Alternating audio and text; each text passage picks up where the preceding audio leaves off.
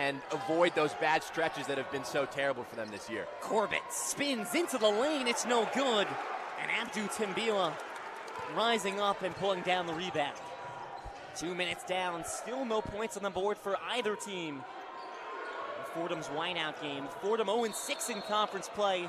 Duquesne 4-2. Timbila hops into the lane, traveled on the way, and the scoreless drought for both sides continues. Really sloppy early on offense for both teams. It's two teams that play really contrasting styles on offense. Fordham really fast, want to play quickly and get the pace going. Duquesne a lot slower and more deliberate in the half court. But so far, neither strategy working out for either offense. Duquesne 5-8 in the non-conference portion of the schedule. One of the worst teams in the A-10 up until that point. They've turned it on for A-10 play. Corbett wide open, pumps, puts it up. It won't go, but he draws the foul from behind. That's Ramad Dean contesting the shot. Seemed like Jackie Johnson left Corbett there thinking Abdou was going to be a little bit closer for the contest. He wasn't, and then Ramad Dean ends up committing the foul. It'll be 2 shots coming here for Duquesne. Duquesne last time out, an 82-62 loss to date, and that snapped a 3-game winning streak for the Duquesne Dukes. Notable wins over St. Joe's, George Washington, St. Bonaventure. These are 3 of the better teams in the A-10. Duquesne really showing something as soon as the calendar flipped over. Look, non-con was bad for this Duquesne team. It was really not good at all, but as soon as we flipped over to Atlantic 10 play, they were 4-1 before that Dayton game, just were kind of outmatched at home the whole way, and that one losing 82-62. But this is a team that's 1 year removed from NCAA tournament berth and at a first-round win over BYU. Yes, the personnel has changed a lot, but there's still a lot of talent on this Duquesne team, and they've shown it so far in conference play. Corbett, one of the impact transfers at the line, misses the second, but made the first. So Duquesne up 1-0, 17-30 first half. Jaffe Medor in the midst of a hot streak takes it past half court, hands off for Johnson. Top of the key, Riley. Rips through, finds a swinging Medor left wing. 10 seconds on the shot clock. Medor, dribble drive, corner for Johnson, pulls the 3 and hits. Jackie Johnson, the third, gets the Rams on the board. They're up 3-1 first 3 minutes. That's what you need. Fordham struggling for open looks early. Jackie switching with an inch of space in the corner, the quick trigger, and able to knock down the triple. Jackie Johnson, the third, a career-high 36 points last time he was at the Rose Hill Gym. Contested floater from Corbett, air ball. Fordham takes it the other way. Medor, far corner. Post feed for Timbila. Guarded by Chabi Beret. Timbila kicks out, pass tipped by Corbett, out of bounds. Fordham ball, 19 on the shot clock. If you're Fordham interim head coach Trey Woodall, you're definitely pleased with the effort on the defensive end in this opening 3.5 minutes so far. Every shot from Duquesne has been contested. They've been getting up and getting defensive rebounds. It looks good on that end of the floor so far. Trey Woodall at the helm. This is his second game as interim, with Keith Ergo facing the team-imposed 4-game suspension for a recruiting violation. Medor out to Johnson, right wing. Kicks to Rivera, left wing. Rivera pulls the 3. This time no good. Rebound Beret. Trey Dinkins the third. Lob on the left post for Netchis. Cross court. Cam Crawford takes the mid-range 2 and buries it. Even up at 3, 16:05 first half. Cam Crawford, usually a 3-point guy, shooting over 45% from deep. That time fakes the triple, able to step into a nice shot from mid-range.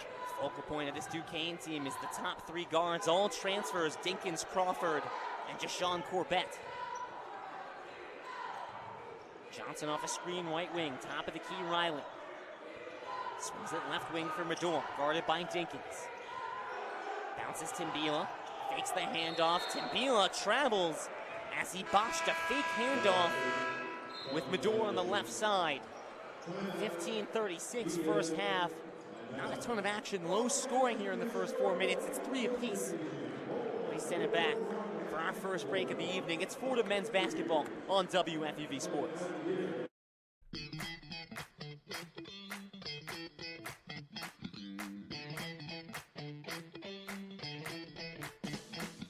Hi, this is Ben Oppenheimer reminding you to tune in to New York's longest-running sports call-in show, One-on-One.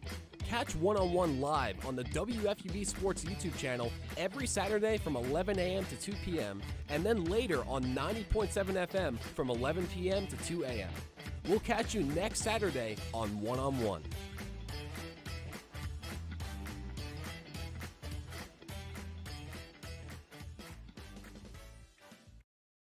It's 90.7 FM, WFUV, New York.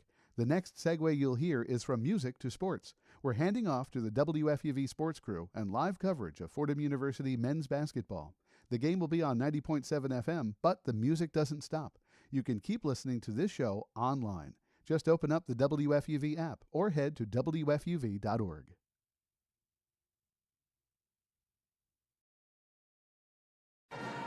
Fordham men's basketball on WFUV Sports. Lou Orlando, Nick Guzman taking it through this one. Nick, it's no secret that A-10 play has not gone the way the Rams wanted. An 0-6 start. It's their worst start in conference play since the 2018-2019 season. Perhaps they can learn a lesson or two from the team across from them today. Duquesne last year started at 0-5 in A-10 play. They ended up winning 25 games. They made a run from the second round of the A-10 championship, won the A-10 title, knocked off BYU in the first round of the NCAAs. Admittedly, that was a talented Duquesne team that had two elite guards in Day-Day Grant and Jimmy Clark. But we talked to head coach Drew Joyce about what it took for that Duquesne team to be able to do that. He said it took a lot of accountability, a lot of tough moments. Ultimately, they bought into the message the coaches were preaching, and clearly it worked out. Their first A-10 title in program history. And there's certainly a lot of inspiration that Fordham can take from what Duquesne did last year. Is this Fordham team going to make it all the way to the second round of the NCAA tournament? Probably not. I feel confident saying that, Lou. Probably not. But that doesn't mean that because you started 0-6 in the A-10 that your season is over. There's still so much left in this conference schedule to be able to build towards where you want to be at the end of the year. Sure, this Fordham team is not going to win 25 games like this Duquesne team did last year. They don't really have the personnel for that, but it gives you hope that this Fordham team can get things together here down the stretch and be able to string together a couple of conference wins in a row, maybe just to try to right the ship as we get towards the A-10 tournament.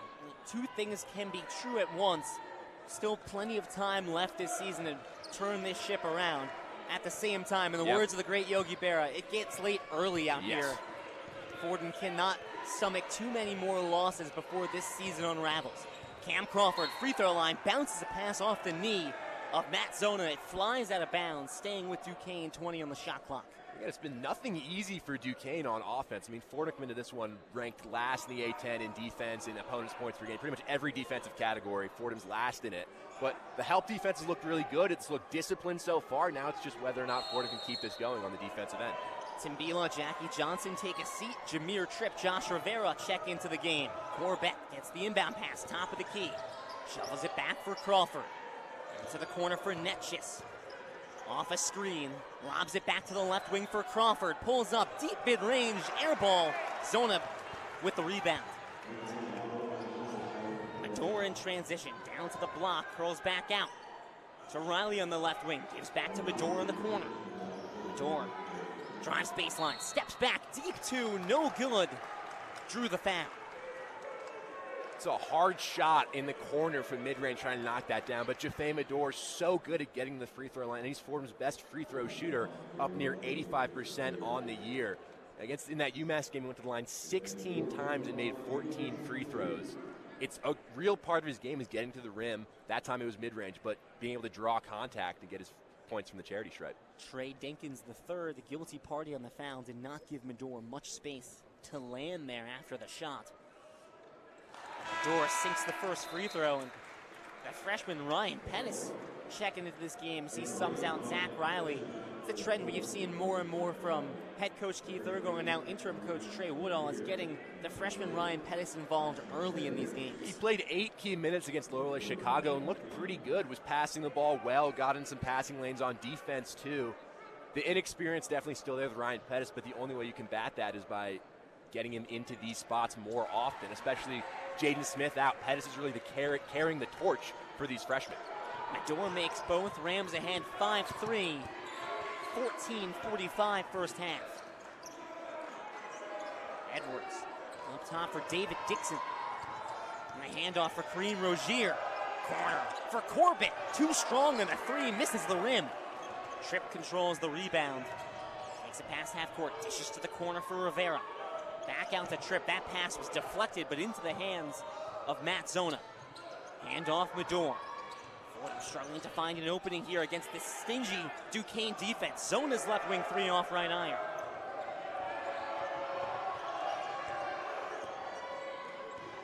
Corbett, hand off for a swinging Rogier. Top of the key, swings right Netches.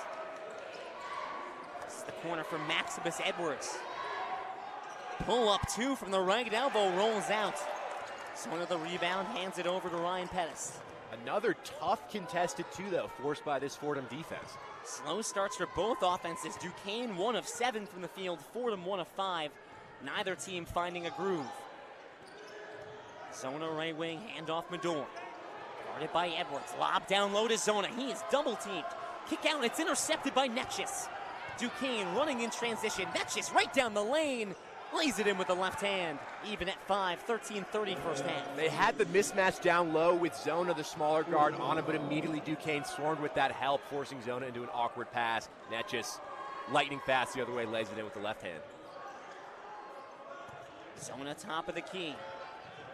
Tripp receives the handoff, right elbow. Posting up, double team. Rips through. And the ball trickles out of bounds. Last touch by Duquesne. It's been a slog for Jameer Tripp. Scoreless against Loyola Chicago. Really has not looked himself in the A-10 at all. That time trying to squeeze towards the basket. He gets in such interesting positions to score. He's so strong, able to get inside. But it seems like right now for Jameer, the confidence isn't there really on either end of the floor, which it's tough to see because he can be such a key part of this Fordham team when he's really clicking. Averaged just 6 points a game in A-10 play so far. He was averaging 10.9 in non-conference. That was second on the team. He has really struggled on the offensive end outside of a few moments. 2 seconds on the shot clock. Fordham not going to get it off. A completely botched play off the inbounds. Shot clock didn't reset. Didn't look like Fordham was aware of that. And they turn over the ball and give it right back to Duquesne. And it looked like Pettis realized up high with about 4 seconds left on the shot clock, like, oh, God, I got to go. I got to go quick. Trying to get that ball to Zona, couldn't quite corral it and get the three off in time. It's been a slog for both teams so far. Fordham 20% from the field, Duquesne 25%. Defensive showdown here at the Rose Hill Gym. Dixon top of the key, hands off Rogier, one of the best facilitators in the A-10. This time takes himself, drives, lays it in. Duquesne ahead, 7-5. In the Loyola Chicago game, Jackie Johnson was getting abused a little bit on that pick and roll. That time, Rogier able to drive right by him for the blow-by. Pettis up top, standing on the Fordham script logo. Right wing, top of the key, Zona pulls from 3, and no answer from the Rams. 6 bounces off the rim and out. Netjes, corner, wide open 3, it's good. Matusz Ronsky from the corner. Duquesne, we know they can shoot the 3 ball, and that time they get an open 3 in transition, and now up 5. That's exactly what they want. They're 4th in the A-10 in three-point field goals attempted per game, 4th in three-point percentage. They're hunting threes. Fordham need to be aware of that. An open look in the corner on that one. Deep 3 from Johnson off the heel. Zona had a chance at the offensive rebound, fumbled with it. Duquesne gets the ball back. Rogier. High lob down low. Dixon can't finish the alley-oop. Fordham gets it back. Josh Rivera taking it down the middle. Tapped on the hip. That will be a reach-in foul. And Fordham ball when we come back. 11:37 left in the first half. It's Duquesne. A 7-0 run and a 5-point lead. Send it back to the Rose Hill Studios. The one-on-one scoreboard update with Trey Rodriguez. The one-on-one scoreboard. We've got some A-10 basketball, NBA, and plenty of action across the New York sports scenes tonight. Here's the latest. Over in the NBA, the OKC City Thunder is visiting the Portland Trailblazers for a 6 p.m. tip-off.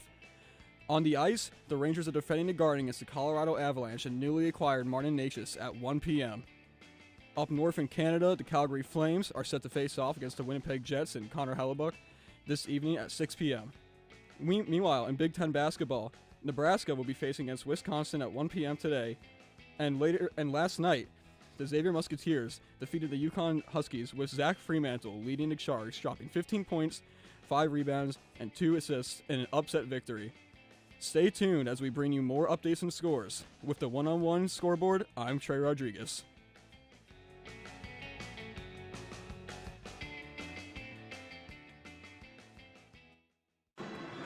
Well, perhaps a disappointing start to this whiteout game for Fordham men's basketball, both in terms of the on-court product and the view from the stands. A student section that was packed to the brim for the 100 years celebration, anything but right now, and really not that many white shirts in the stands at all. And what we see on the court is not much better as Fordham looks all kinds of out of sync. It's another slow start for the Rams, something that's plagued them throughout A10 play. It's not very much for whiteout here in the Rose Hill Gym, Lou, and the product in the court right now kind of matching the atmosphere in the building. On offense, especially in the half court, Fordham just look lost. They don't know what to do in order to create open shots. It seems just like an endless cycle of dribble handoffs on the perimeter, just over and over and over again, trying to get an open look. And more often than not, it ends up being a contested shot or a turnover. I'm thinking back to that last possession Fordham had on offense before the media timeout.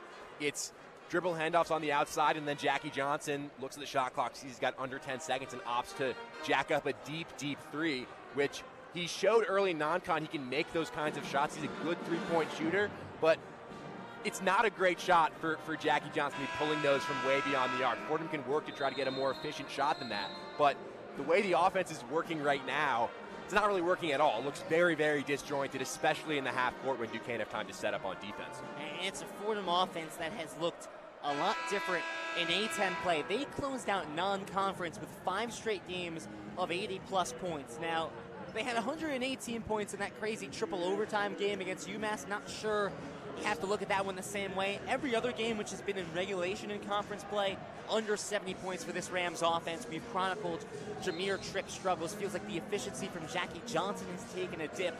Jaffe Medor really has been the bright spot for these Rams offensively, but it just hasn't been enough, and it reflects on the record. And scoring that many points is not the end of the world if you're really stout on defense, but when considering how leaky Fordham has been on the defensive end as well, scoring between 60 and 70 is not a recipe for success. Jameer Tripp left wing. 11:30 first half. Bounces Rivera free throw line. Drives down, bowls over a defender. And the foul called on Josh Rivera for the offensive foul, as they're going to say Ronski's feet were set. That's 6 turnovers now for Fordham. Not great. 9 minutes into this one. A lot of travels, a lot of charges. Sloppy, sloppy basketball so far. Not the way they wanted to come out in their return to the Rose Hill Gym. Ronski up top, curls around. Foul going the other way. This one, Duquesne. An offensive violation. Fordham gets it right back, and as sloppy as Fordham been, you could argue Duquesne has been just as sloppy. It's been, I don't even know if you can call it a defensive showdown. It's more just like missed shots and dysfunctional offense so far. For Fordham, you know, with this personnel they have out right now, you got to be looking for efficient shots. You can't settle for these fading mid-ranges, or if Rivera's going to put his head down and drive and take a contested 2. You got to be trying to find the open guy, take high percentage shots, and hopefully they'll start to fall. Timbila receives the handoff, top of the key, gives to Medor. Puts it in between his legs. Dribble drive, left elbow. Takes it down, right block, hangs in the air. Shot won't roll in. Duquesne corrals the rebound once again. Fordham 1 for 8 from the field. An ice-cold start. Rogier receives the handoff. Swings right Corbett. Corner for Hronsky. Off a screen from Corbett. Hronsky, floater in the paint, no good. Rivera rebound. Medor, cross-court, Jackie Johnson, jabs. And now pulls back. He'll drive down, finds Timbila in the paint, lays it in. Fantastic feed by Jackie Johnson there to find the open Timbila. Jackie's a great scorer. Sometimes he gets kind of tunnel vision and thinks he needs to be that guy who's scoring the basketball at all times. There, head up, finds Abdu down low. Beautiful pass from Jackie and the easy finish. Maximus Edwards controls, now gives to Hronsky, guarded by Tripp. Dishes to the corner for Rogier. Rogier, Timbila switches on. Lob down to the block for Corbett. Triple team, spins around, it gets the shot to fall. With the left hand, that is fantastic body control by Jashawn Corbett. 1,000-point score after spending 3 seasons at Chicago State.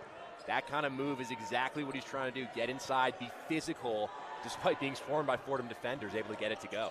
Duquesne needed to replace the production of two second-team All-A-10 guards in Clark and Day-Day Grant. And they found a couple good ones. Timbila lays it in down low, spinning around, rising up with the left hand. 12-9. Duquesne leads 9:15. That's what you need from Abdu. Strong and decisive inside. He can get to those post moves. Just needs to be decisive about what he's doing down there. Corbett hand checked by Rivera. Now Timbila switches on. Corbett delays. Now dishes to Edwards. Takes the contested two and banks it in. Old school. Maximus Edwards, he is a pure scorer. He was a pure scorer the last 2 years at GW. Stays in the A-10. Comes over to Duquesne, and he has been a force off the bench. Trip control slowly. Bounces short corner for Timbila. Timbila double team, pulls out, and kicks out to Tripp. Finds an open Rivera. Contested on the way up to the hoop. Earns a trip to the line. Nice adjustment by Maximus Edwards to get in the face of Josh Rivera, but makes contact on the way. Whenever Josh Rivera gets into a dunking position, he has mean intentions on his mind. He's trying to rise up, take any contact he can, and just finish at the rim. It's fun to watch Josh Rivera. I feel like every game that Fordham plays, Josh Rivera does something in terms of an athletic feat that you're like, wow, that was really cool.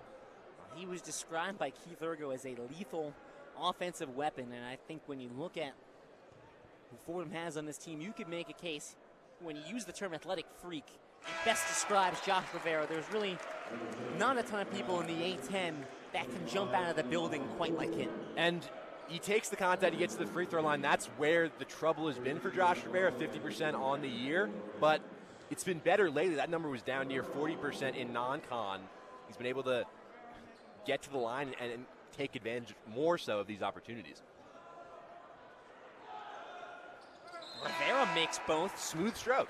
Makes it a three-point game once again, 14-11, 8:29 to go.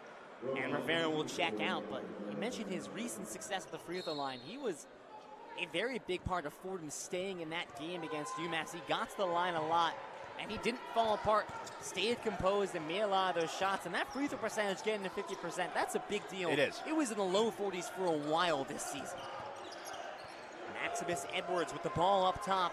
Bounces Corbett right wing into the paint for Netchis. Stumbling, kicks it back out to Corbett. Drives and lays it in with the left hand. Fully contested. Gets it to fall. That's another tough bucket for Jason Corbett. I mean, Abdu and Riley, two of Fordham's best defenders, are in perfect position to help on that one. Just a better finish from Corbett. Dean left wing. Defender flies by him. Kicks to the corner for Riley. And Riley travels as he tries to jab and initiate contact. And we once again go into break with Fordham struggling on the offensive end. And 7 turnovers for the Rams, looking all kinds out of sync. 7:48 left in the first half. Duquesne 16, Fordham 11. You're listening to Fordham men's basketball on 90.7 FM WFUV.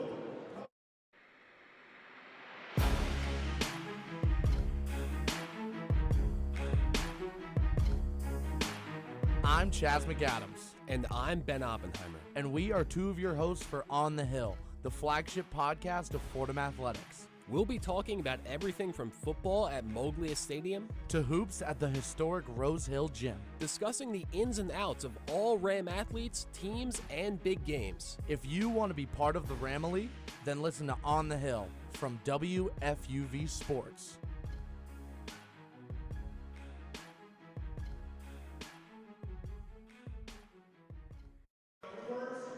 Fordham men's basketball on WFUV Sports. Lou Orlando, Nick Guzman.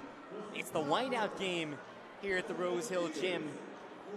Hear those words. It brings back pretty fun memories of years past. Really, each of the last 2 seasons, the whiteout game has been an electric event, an event that the entire Rose Hill community rallies around. Perhaps not the case today. You're starting to see more fans trickle in on the student section. It's actually a decent turnout all the way around us, but the one thing that's missing is the crazy energy from the student section. That was something that was present in the second half of the UMass game last Wednesday, and it felt like that energy fueled Fordham to that comeback and pushing overtime in that game. You had the swim team in Speedos, no shirts on, it felt like a throwback to some of the Rose Thrills experiences that had happened 2 years prior. This feels like a stark drop-off after that triple overtime loss. Listen, it's a two-way street. Yes, would you like for there to be more students in here and loud and for there to be a great atmosphere? Yes, obviously everybody wants that. Reality is this team is 0-6 coming into this whiteout game. Literally, there's no momentum behind them right now. It's been a really dysfunctional year so far in the Atlantic 10, and I think the crowd this afternoon is really reflecting that.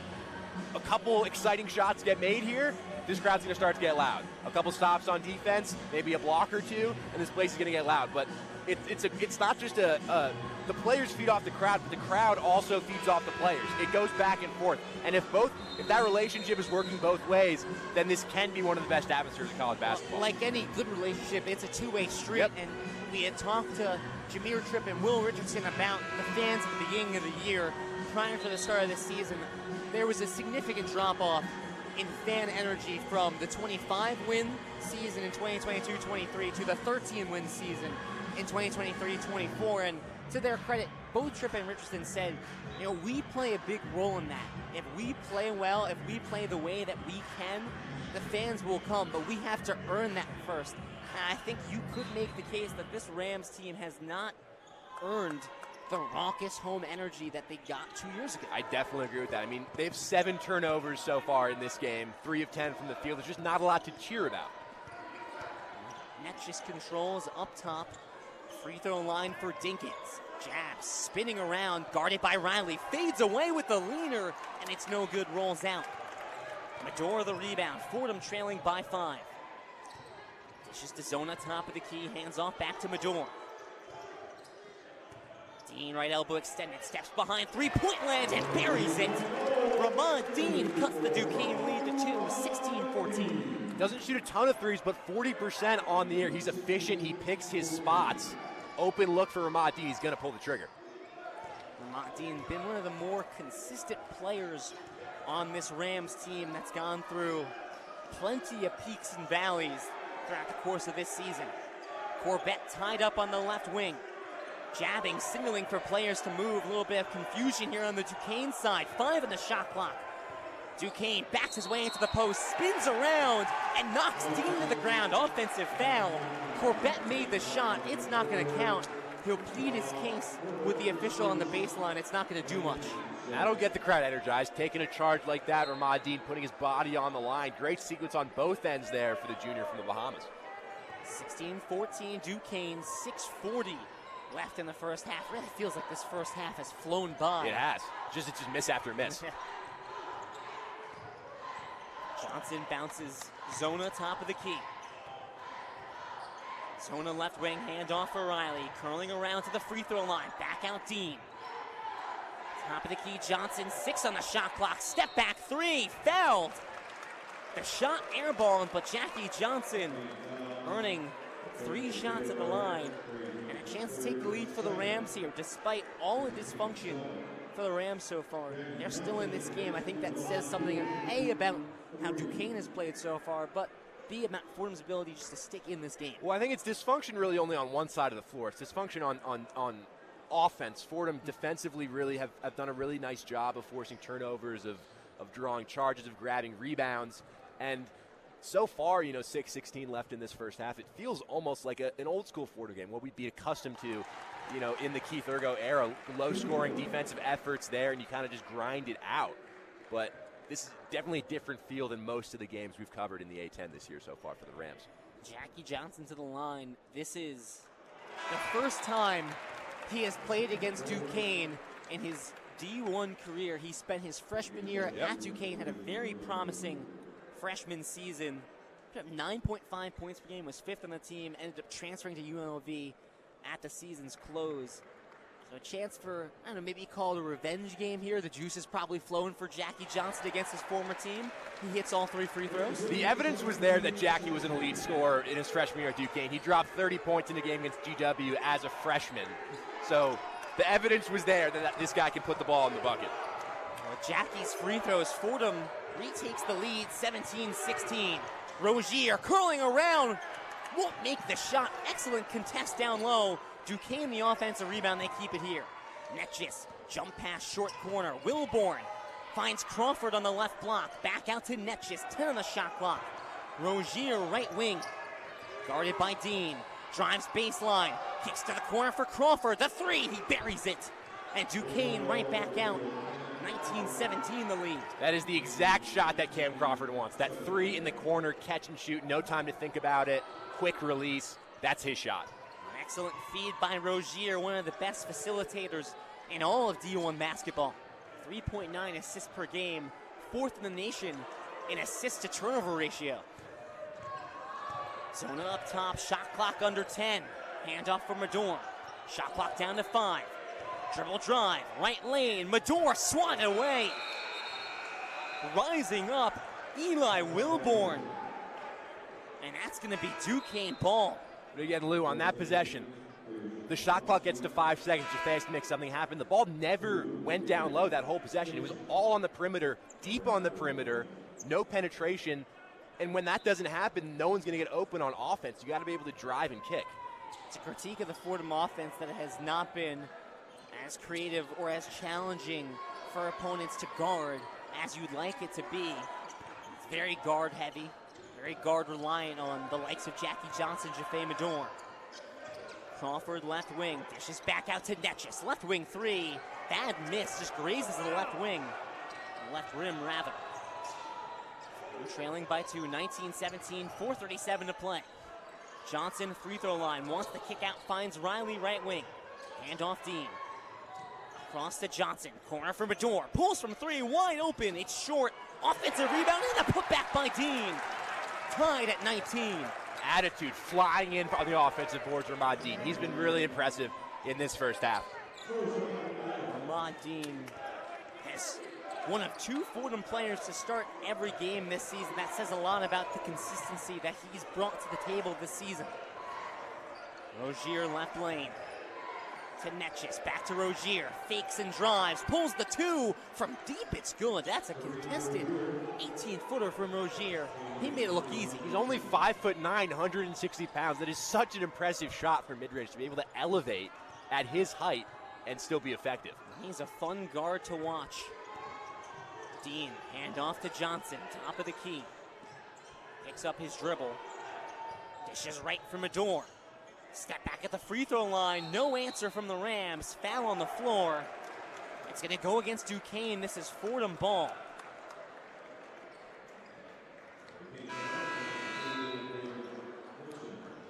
That takes us to the under 4 media timeout. Low scoring affair. But the Rams trailing by 2, and in the bonus, a chance to tie this game when we come back. We'll send it back to the Rose Hill Studios. Trey Rodriguez, the one-on-one scoreboard update.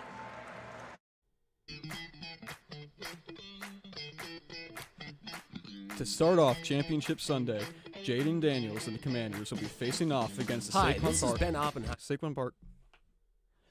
To start off Championship Sunday, Jaden Daniels and the Commanders will be facing off against the Saquon Barkley-led Eagles. Daniels will be trying to become the first rookie quarterback to lead his team to Super Bowl to continue his historic rookie campaign, while Saquon Barkley will try to get the Eagles to their second Super Bowl in 3 years. The Islanders spoiled Mikko Rantanen's and Taylor Hall's Carolina Hurricanes debut last night with an overtime victory of 3-2. Likely to be traded at the deadline, Brock Nelson scored a game winner last night, and the Islanders are red hot on a 4-game win streak. Back to some Big Ten college basketball. Illinois will be hosting Northwestern in an even matchup today at 3 p.m. And finally, an electric 2-overtime game between Houston and the Rock Chalk Jayhawks ended with a 92-86 Houston victory. Juwan Roberts led the Cougars with 24 points, 9 rebounds, and 5 assists. Stay tuned as we bring you more updates and scores with the one-on-one scoreboard, Trey Rodriguez.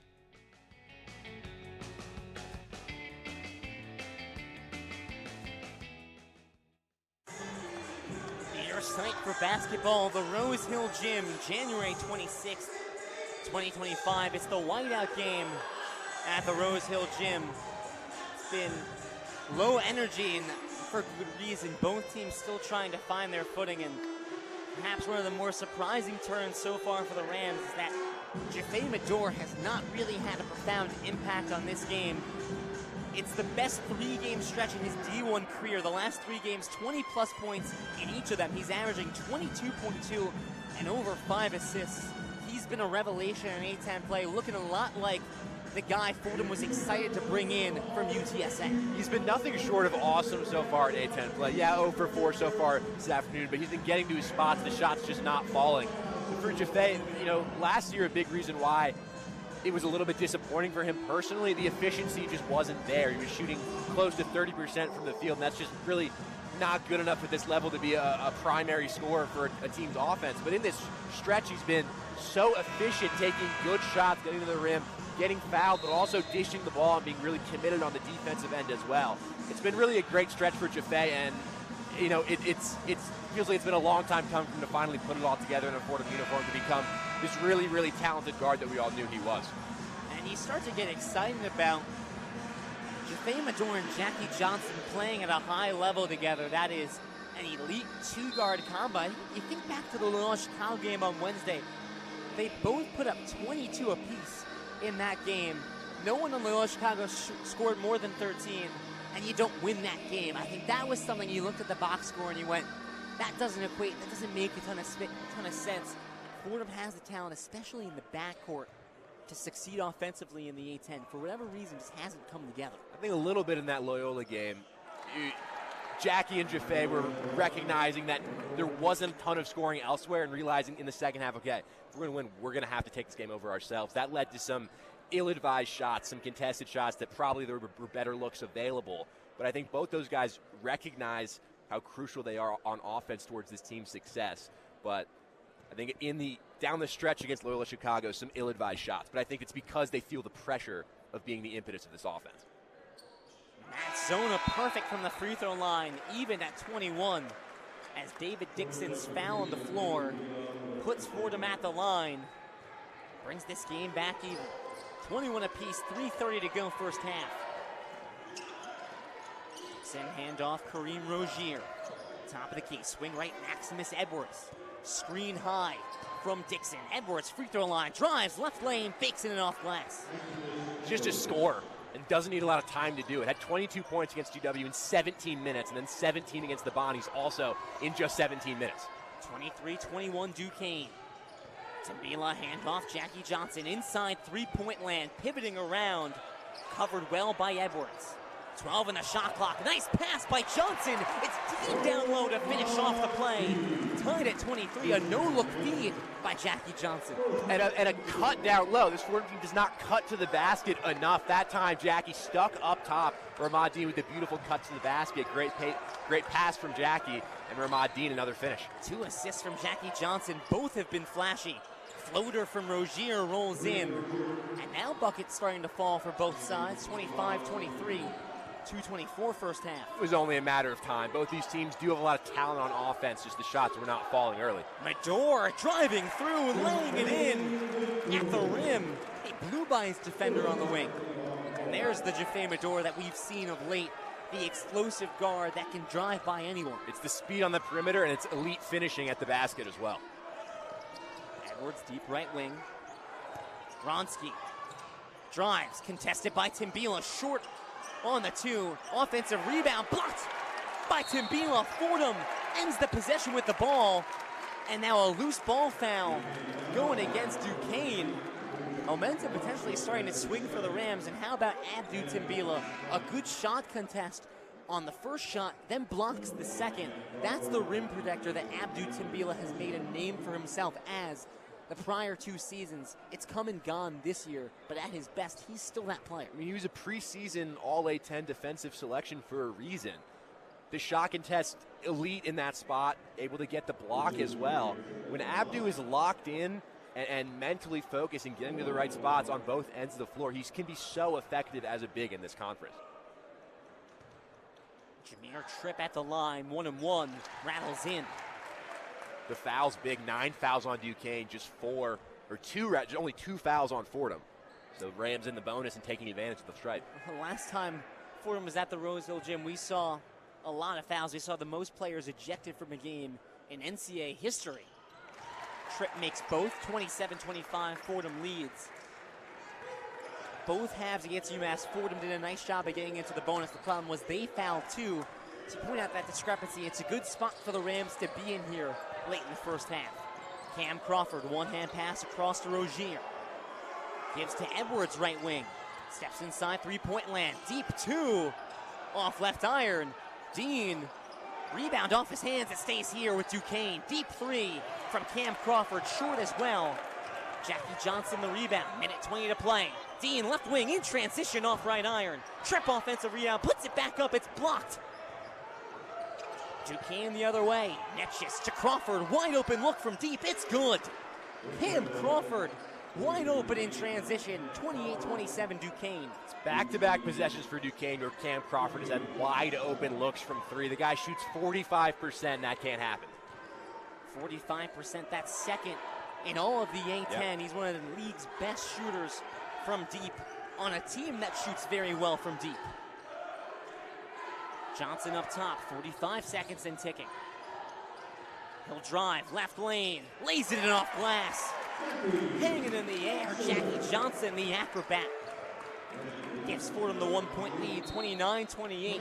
Rozier will cross half court and call timeout. 6 seconds separating the shot clock and the game clock. So Fordham, barring an offensive rebound by Duquesne, should have a chance to get the last shot of the half. But more importantly, Duquesne has a chance to take a lead going into halftime on this possession. Both teams really looking a lot better on offense over the last 7-8 minutes or so. Duquesne now up to 44% from the field. Fordham, 40%. It just looks smoother on both ends, a lot more shot making.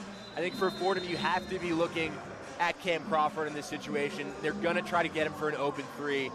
You know, it's been a solid defensive effort for Fordham throughout most of this half, but every once in a while, just the shooters leak out and they get open. And it's been tough for this Fordham team this season to be focused on the defensive end for a full 40 minutes of basketball. There's stretches where they look really committed and they're diving on the floor for loose balls. They're putting in so much effort on the glass, and there's other stretches where they just look completely lost on the defensive end.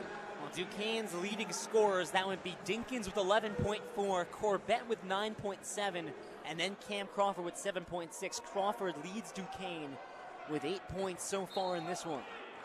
31.6 to go. Only 7 minutes for Dinkins in this first half, Lou, and he's scoreless and on the bench in this situation. Only one of those three that we mentioned is on the court right now. That would be Cam Crawford. Rozier controls up top. 15 seconds and ticking. 8 on the shot clock. Crawford bounces deep left wing for Rozier. Gets it back on the right wing. Crawford drives, lobs, missed the alley-oop. A whistle with 1 second left. A foul going against the Rams for the push down low. Is that as he went up to try to get the lob? Yeah, it was a misconnection on the alley-oop. Duquesne's second miss as they're eyeing Dixon once again for the loud jam. But here's the thing. The shot clock's off because of the foul. 8.3 seconds left, baseline inbound for Duquesne. Rozier, the trigger man, underneath the basket. Lobs to Dixon, left wing. Fumbling with it. Dixon gets it back, spins around, a hurried shot, it banks in with 2 seconds left. Full court heave from Rivera, won't get close to the rim. Nick, I think Dixon didn't realize how much time he had left on the clock. I mean, didn't matter either way. Turned around, chucked up a shot, it banks in, and Duquesne goes into halftime with a 1-point lead. Caught it in the corner facing away from the basket, immediately spinned around 360 and just chucked up a shot that banked in. I don't know if Dixon knew where he was aiming that one, but it's a make for Duquesne, and they end the half with a 1-point lead. All things considered, not the worst first half for either team, but for the Rams coming back to Rose Hill, an 0-6 start in A-10 play. Not what you wanted, a 1-8 start from the field. They end up shooting 40% from the field. Jackie Johnson leads the way with 8 points, but for a lot of that half, Nick, just felt like Fordham struggling to find a consistent rhythm. And the worrying thing for the Rams, yes, they're only down by 1 at home. That's a great spot to be in, but pretty much every second half they've played in the A-10 this year, there's been a run from the opposition, whether it's a 10-0 run, an 8-0 run, a 12-2 run, that really just kind of puts the opposition over the top, and Fordham have never really been able to respond to that. Against Loyola Chicago, it was a 10-0 run with about 6 minutes left to go in the second half after Fordham had the lead for most of that game. So it's been a really a slog of a game thus far. It's picked up really in the last 5 minutes, but Fordham have to maintain the focus to be able to keep it this tight. Because if they, in this conference, if you take your foot off the pedal on either end of the floor for just one split second, that's when those 10-0 runs happen, and that's how you lose games. We've got a pivotal second half coming up. Fordham eyeing their first win in A10 play, and time running out on the A10 season. Slowly but surely, you need to start picking up these wins. You have a chance in a close game against a Duquesne team you match up pretty well against, and it's going to come all the way down to the second half. One half of play in the books. Duquesne 30, Fordham 29. We send it back to Keating Hall. Derek Bollier and Trey Rodriguez, the one-on-one halftime report. The one-on-one halftime report. Welcome into the studio for the halftime report. I'm your studio host, Derek Bollier. But before we get into the first half of Fordham's men's basketball, let's go to Trey Rodriguez for a one-on-one update. The one-on-one scoreboard. To end off Championship Sunday, a guaranteed instant classic between the Buffalo Bills and the Kansas City Chiefs is tonight at 6:30 p.m. Josh Allen putting his best foot forward, trying to finally beat Patrick Mahomes in the playoffs, being down 0-3 in their all-time matchup, and bring back the Bills to their first Super Bowl since '94. Meanwhile, Patrick Mahomes will have to get past Josh Allen to become the first three-peat champions in NFL history. This game is going to be much-watch TV. Don't miss it. Stay tuned as we bring you more updates and scores with the one-on-one scoreboard. I'm Trey Rodriguez. All right, so going into the end of that half, sad to see that Duquesne kind of put up some points at the very end to take the lead 30-29. Anything in specific that you want to start with in that game that you saw from Fordham or Duquesne? Yeah, actually, I'm most impressed about this game is the free throw percentage that Fordham's shooting. They are not a good free throw shooting team normally, and they're shooting 11 for 11 right now. And NBA teams don't even do that. This is a fantastic performance from the free throw line right now for Fordham. And on top of that too, they're really capitalizing on the fouls that Duquesne's giving them.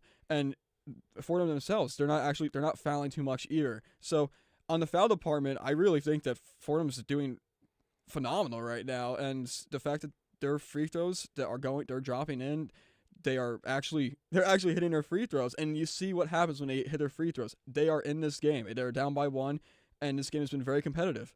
Yeah, I mean, Duquesne with 9 fouls, it's obviously not a way to win a basketball game, especially when the other team is 11 from 11, as you said. That's 11 of Fordham's 29 points. That's a big piece of their points, especially when Fordham is shooting 2 for 9 from beyond the arc.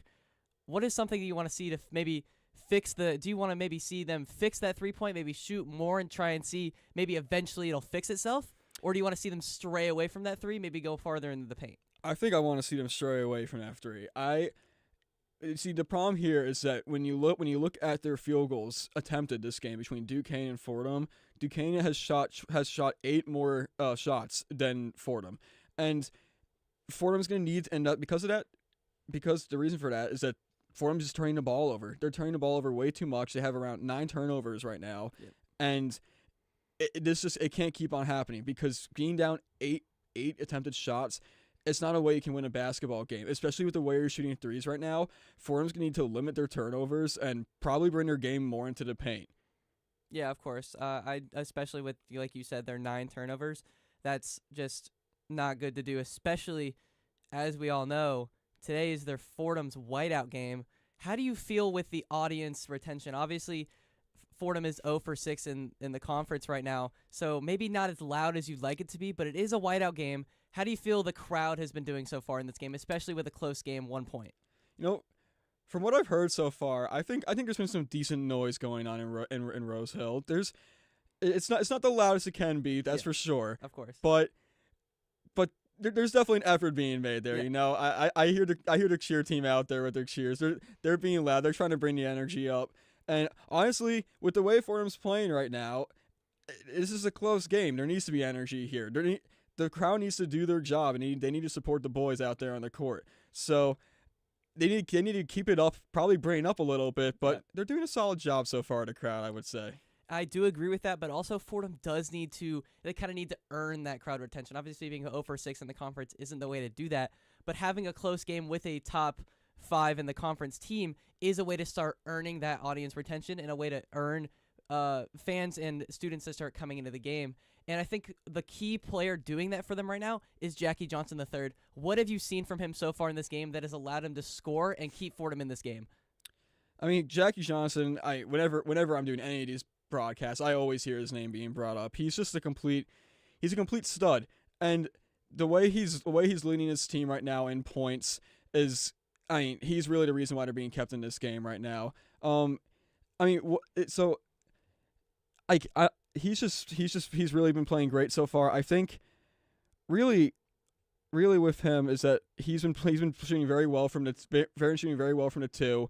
You know, obviously Fordham's not doing too hot from free right now, but he's doing what Fordham should be doing, and that's bringing the game into a close range battle and shooting what they're comfortable with. Fordham's not exactly a 3-point shooting team, but I really appreciate what Jackie Johnson is doing here, and he's just going down to what they should be doing, something that he's comfortable with, and he's kind of taking that charge to actually keeping them in this game.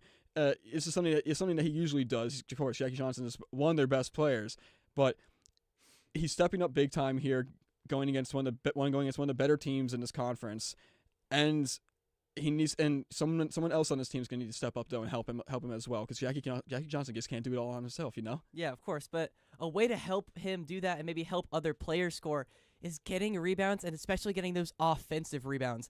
In the first half of this half, we saw basically no offensive rebounds from either team, but ending this half, we have 4 from Fordham and 3 from Duquesne. And when you're in the paint, offensive rebounds is the way to get those second, maybe even third chance points. And that's what I kind of want to see from Fordham. How do you think Fordham can use offensive rebounds to get further into this game?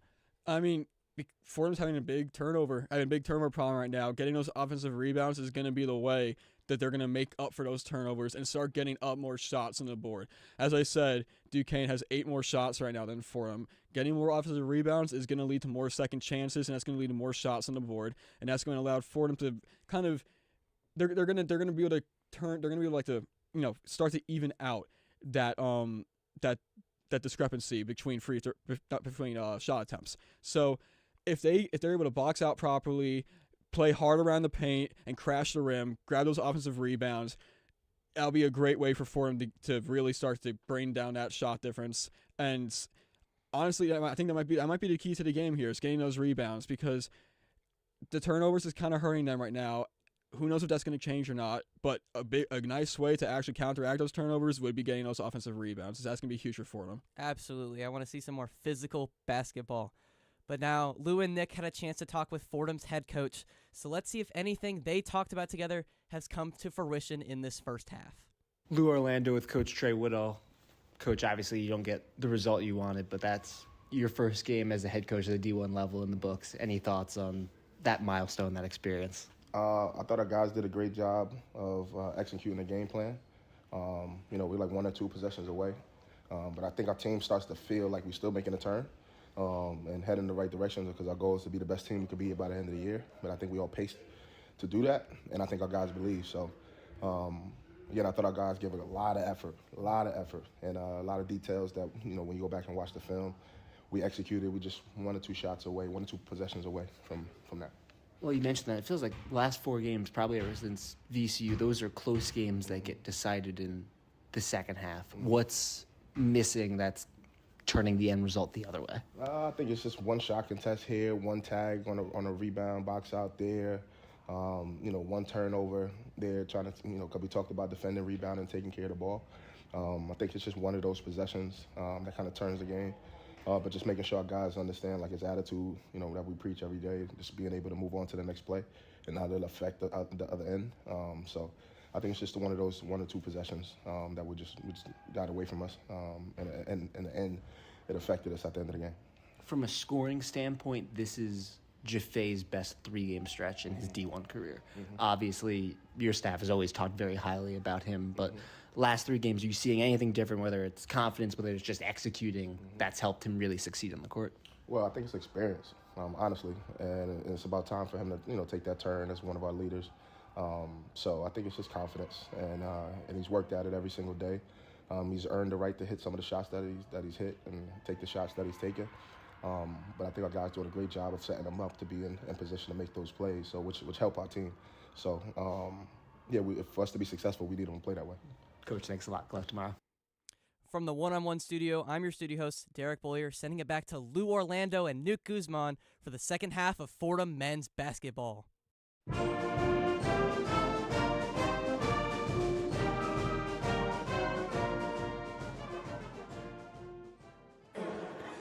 Thank you, Derek. Thank you, Trey. You just heard a little bit at the end there from interim coach Trey Woodall.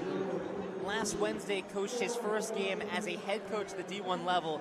It probably didn't come the way that he's dreamed about, assuming the role from Keith Ergo, who's been suspended 4 games for a recruiting violation. But Trey Woodall has been given the temporary interim tag for these next 4 games, and he's been assigned the really unenviable task of trying to dig Fordham out of this rut. 0-6 in A10 play, and once again, trailing by 1 going into this second half. And we talked about it during the first half. We talked about it with Trey yesterday.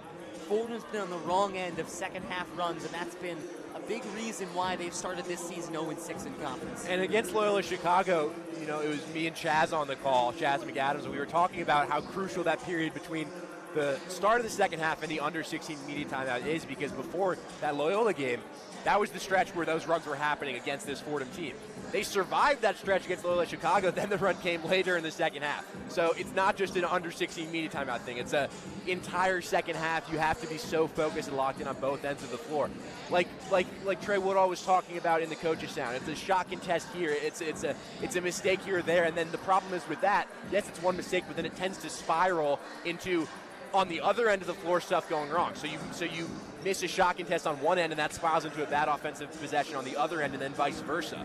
You have to be able to, even if the shots aren't falling, stay composed and stay locked in on the defensive end of the floor. Same thing on the other end. If the defense isn't really working at the level that you want it to be, you still have to stay so committed on offense to getting the basket and getting those points.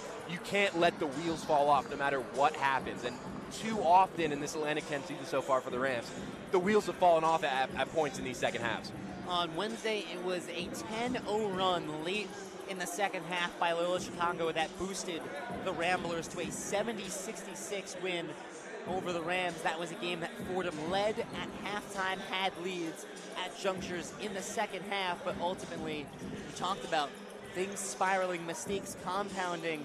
The game gets away from them, and an even tougher position without their head coach for these now next 3 games. But Trey Woodall does have a very interesting resume and can be someone that digs Fordham out of this rut. 5 years in the Big East with Pitt.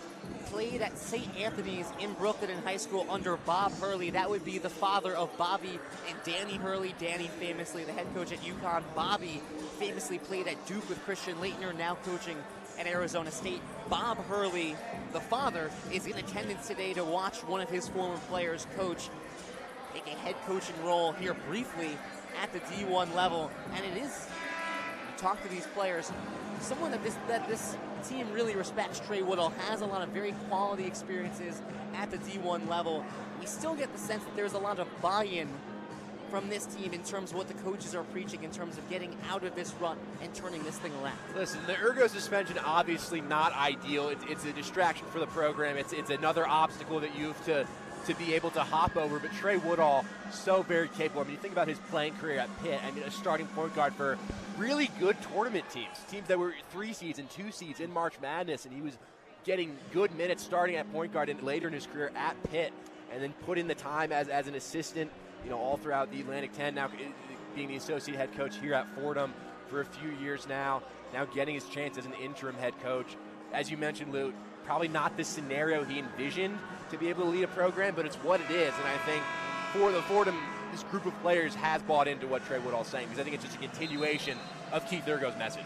You look at Duquesne last year, we mentioned it in the first half. Duquesne started 0-5 in A10 play, but rallied around Keith Dambrot, and at the time, the associate head coach Drew Joyce. Drew Joyce has now taken the helm here of this Duquesne Dukes team, and despite a rough start in non-con play where they go 5-8, Duquesne right now 4th in the A-10 with a 4-2 conference record.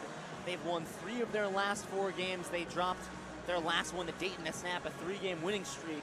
This is another very solid Duquesne team that is rallying around their coach despite some of the odds against them. Exactly. I mean, it was such a bad non-conference slate for this Duquesne team, and they were not effective whatsoever, but the calendar switches to the new year, to 2025, and they start 4-1 in the A-10. Yes, they lost to Dayton during the middle of the week, but such an impressive start for these Dukes. Fordham ball at a halftime, trailing by 1, 39-20. Dean handoff Johnson, right wing. Gets the screen from Timbila. Johnson drives left, floater off glass, no good, but the putback by Timbila, and Fordham quickly retakes the lead in the opening 30 seconds. Abdu making his presence felt down low, which we haven't seen him do a lot this season, but using his body, getting the tip, which is exactly what you need Abdu to do in those spots. 6 points, 2 rebounds for Timbila so far after starting this game with 2 quick turnovers. A quick pull-up from Cam Crawford, no good. Medor tips it ahead to Johnson. Johnson will run in transition, lays it in. 4 straight points for the Rams to start the second half. They're up 33-30. Dinkins the other way for Corbett. Got Riley in the air and drew the foul. Just a solo pump fake there, but that's enough. Fordham really not in any foul trouble in the first half. They themselves got to the bonus. Duquesne looking to switch that around here in the second half. And that's part of the reason why the half felt so fast, is because Fordham barely committed any fouls. It's a Duquesne team that's dead last in the Atlantic 10 in free throw percentage. So when they get to the line, it's very important that Duquesne's going to be effective. But not just dead last in free throw percentage, dead last in free throw attempts. This is not a Duquesne team that does a good job of drawing fouls to begin with. And we saw Fordham draw what felt like a million fouls in that triple overtime saga against UMass. We've got a stoppage here. I'm assuming right now they're checking for a potential flagrant on Zach Riley. It was a very hard foul. He just got caught up in the air and then came down hard. Corbett pumped, Riley flew up in the air, and then, like any smart basketball player, you're going to lean into that contact, try and draw the foul. And as you said, with gravity working against Zach Riley, that's going to be some pretty hard contact. I think that'd be a harsh flagrant foul, though, in my opinion. Yeah, the signal is just 2 shots, I believe. That feels like the right call. One of the notable things about Duquesne in that first half, you look at the split in bench points, and these are the top 2 teams in the A-10 when it comes to bench points. Duquesne has a deep bench. Fordham runs with Rivera and Tripp coming off the bench. 15 bench points for Duquesne, 6 for the Rams. That means Josh Rivera, Jameer Tripp pretty quiet on the Rams side.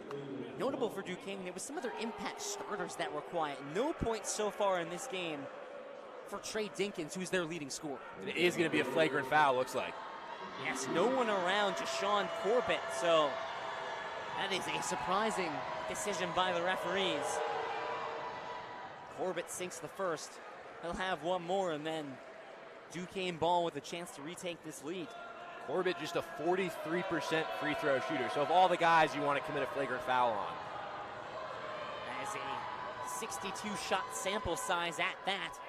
And he misses the second. Well, free throws have plagued Duquesne all season long. 64% from the line coming into today. That is dead last in the A-10. It's the 16th worst in D1 basketball. Well, it makes sense when you consider how many threes they shoot and the volume they shoot the long ball at, that they don't get to the rim that much, don't take a lot of contacts, they don't have a lot of chances to get to the free throw line. Duquesne ball with the flagrant foul after Corbett goes 1 of 2 from the line. Dinkins, dribble move, steps back on the elbow, now steps through and lays it in. Pretty move by Trey Dinkins III, and he's on the scoreboard for the first time now in the second half. Matched up there against Abdu, able to use the quickness, the advantage that he has there on the outside to drive by Abdu. Dinkins, an all MAAC selection last year with Canisius, spent 2 years there. Loose ball foul. Zach Riley again. That'll be Duquesne ball and a quick Fordham turnover. But again, you felt like there was some momentum after those 4 quick points to start the half. Then the flagrant foul kind of kills that. Another bucket from Dinkins, and all of a sudden, we're back tied again just a minute and a half in. Tied at 33, 90 seconds into the second half. Corbett all alone on the left block, misses the jumper. But a foul after Duquesne gets the offensive rebound, goes for the follow-up attempt. Foul going against Zach Riley. That is 2 quick fouls against Zach Riley in the span of 10 game seconds. That's 3 if you go back to the flagrant as well. That's true. That's tough for Zach Riley, and for Fordham as well. They didn't foul Duquesne really at all in that first half, but I wouldn't be surprised if the message from Drew Joyce at halftime was, guys, we need to get to the basket and take some contact and try to take advantage of our chances at the line. Chabi Beret, just 6 minutes in the first half, and now misses the free throw. He's a 60% shooter from the line. I mean, this Duquesne team really up and down the lineup. Struggles from the line. There's no one shooting at an 80% clip. But if you're Fordham, you have to be mindful of that. If Duquesne are driving towards the hole, you can be physical and you can foul because they might not take advantage at the charity stripe. And you have to be in the mindset of no easy buckets on the defensive end. Make them earn it from the stripe. Beret misses both. Now get a little bit of energy into this crowd. It's a dangerous game. You think back to Loyola Chicago, they were not a good free throw shooting team. Did pretty well on Wednesday against Fordham, but if you play the odds against Duquesne, you feel like that's a safe bet. Tripp dribbles the ball off of his foot, out of bounds. That's another unforced turnover for the Rams, and just continues this ugly slide for Jameer Tripp, who just doesn't look quite like himself. He was electric in non-conference play, just an elite scorer for the Rams. Haven't seen that in A-10 play. So if you take into account the caliber of opponent, yes, but Tripp just looks so off right now. It's disappointing to see, really on all ends of the floor. It looks just disjointed. When he's working and getting to the basket, getting to his spots, his game is so smooth. There gets the steal, though. Pass tipped off the hands of Beret. Tripp in transition, Euro step, misses the shot, but Timbila grabs the offensive rebound. Back out Johnson, left wing three, rolls out. Oh, it looked like it was going in, had made shot written all over it. Does not get the roll. Still tied at 33, 17-30 second half. Drive from Dinkins, throws it up underneath the basket, reverse layup, falls. 35-33 Duquesne. Dinkins starts to wake up. That's a problem for the Rams. Held scoreless in the first half. Really a non-factor in the first half, but one of the better scorers in the A-10. Now miscommunication here between Ramon Dean and Jackie Johnson on the handoff. Johnson insisting it was tipped by Duquesne. Refs didn't see it that way. It's another turnover going against the Rams. And it's gotten real sloppy over this last sequence for Fordham. I mean, I want to go back to that last possession. It was a 3-on-1 after Tripp got the steal, and it's turned into an ugly Euro step. He takes contact and misses the rim completely. And then the turnover on this possession on the dribble handoff. Natchez off a screen. Back to Corbett. Free throw line. Turnaround. Jang, nothing but net. Smooth from Jashawn Corbett. Up to 8 points today. Tripp right wing. Guarded by Natchez. Has the one-on-one matchup. Kicks out Zona on the right wing. Dribbles left. Finds Medor. Pump fake. Steps back behind the three-point line. Now drives. Drives the right lane. Can't get it to go. Zona offensive rebound. Medor gets it back and draws the foul. It seems, if anything, that Fordham is going to find their offensive success by drawing fouls and getting to the line. And it's so crucial when things are not clicking as smooth as you'd like on the offensive end of the floor, which, 3.5 minutes into the second half, it's been pretty ugly after those quick 4 points for Fordham to start things off. Those are the only four points they've had in this half so far. They're going to have to get to the rim, get to the free throw line, take the contact, and cash in there. Fordham currently in a 4-point hole, and Medor misses the free throw. He has been so consistent from the line. 6th in the A-10 with an 84.4 free throw percentage. And in the midst of one of the best stretches, from a scoring standpoint, the best stretch of his D1 career. Talk about runs, that snaps a 7-0 Duquesne run. Medor makes the second. It's 37-34, back to a one-possession game. Dinkins showing off the dribble moves as he crosses half court. Natchez jump pass underneath the basket, fumble with by Crawford, turned over into the hands of Johnson. Johnson in transition, finds Rivera, draws the foul. Couldn't get the shot to go down low, but got Duquesne in the air and got enough there to send himself to the line. Sometimes the best version of offense is defense. Your active hands on the defensive floor, get the steal, break out in the fast break situation. Johnson the dish to Rivera gets to the free throw line. If things aren't working in the half court, maybe you get into some passing lanes, get some steals, and try to work fast in transition. Fordham's still a top 60 team in the nation in fast break points. That was something that Coach Ergo harped on. He said, that's a strength. We're elite in the fast break. And it's true. You need to get the stops in order to get on the fast break. Past couple possessions, steals, rebounds, missed shots. Fordham's had those looks in fast breaks, now at least starting to convert those points, if anything, at the line.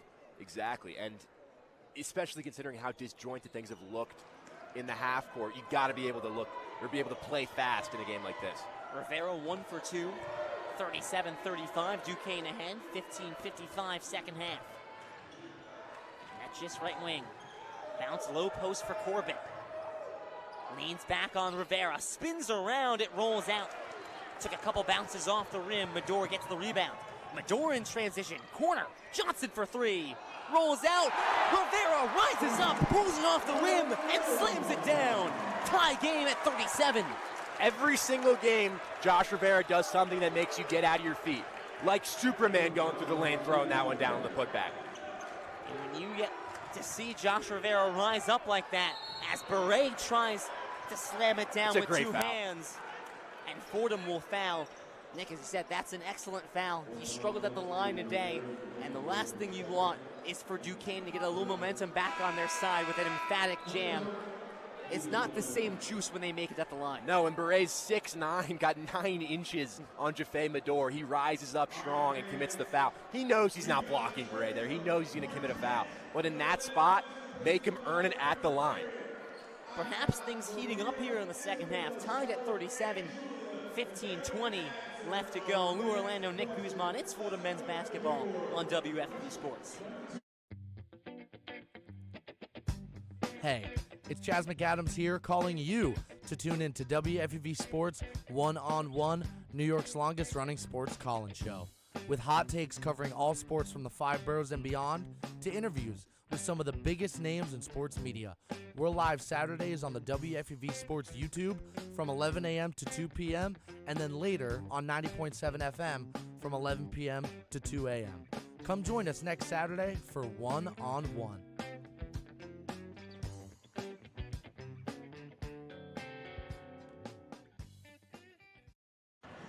Just heard the voice of the third member of our men's basketball broadcast rotation, Chaz McAdams, sitting in the stands right now to our left in a white Ram shirt.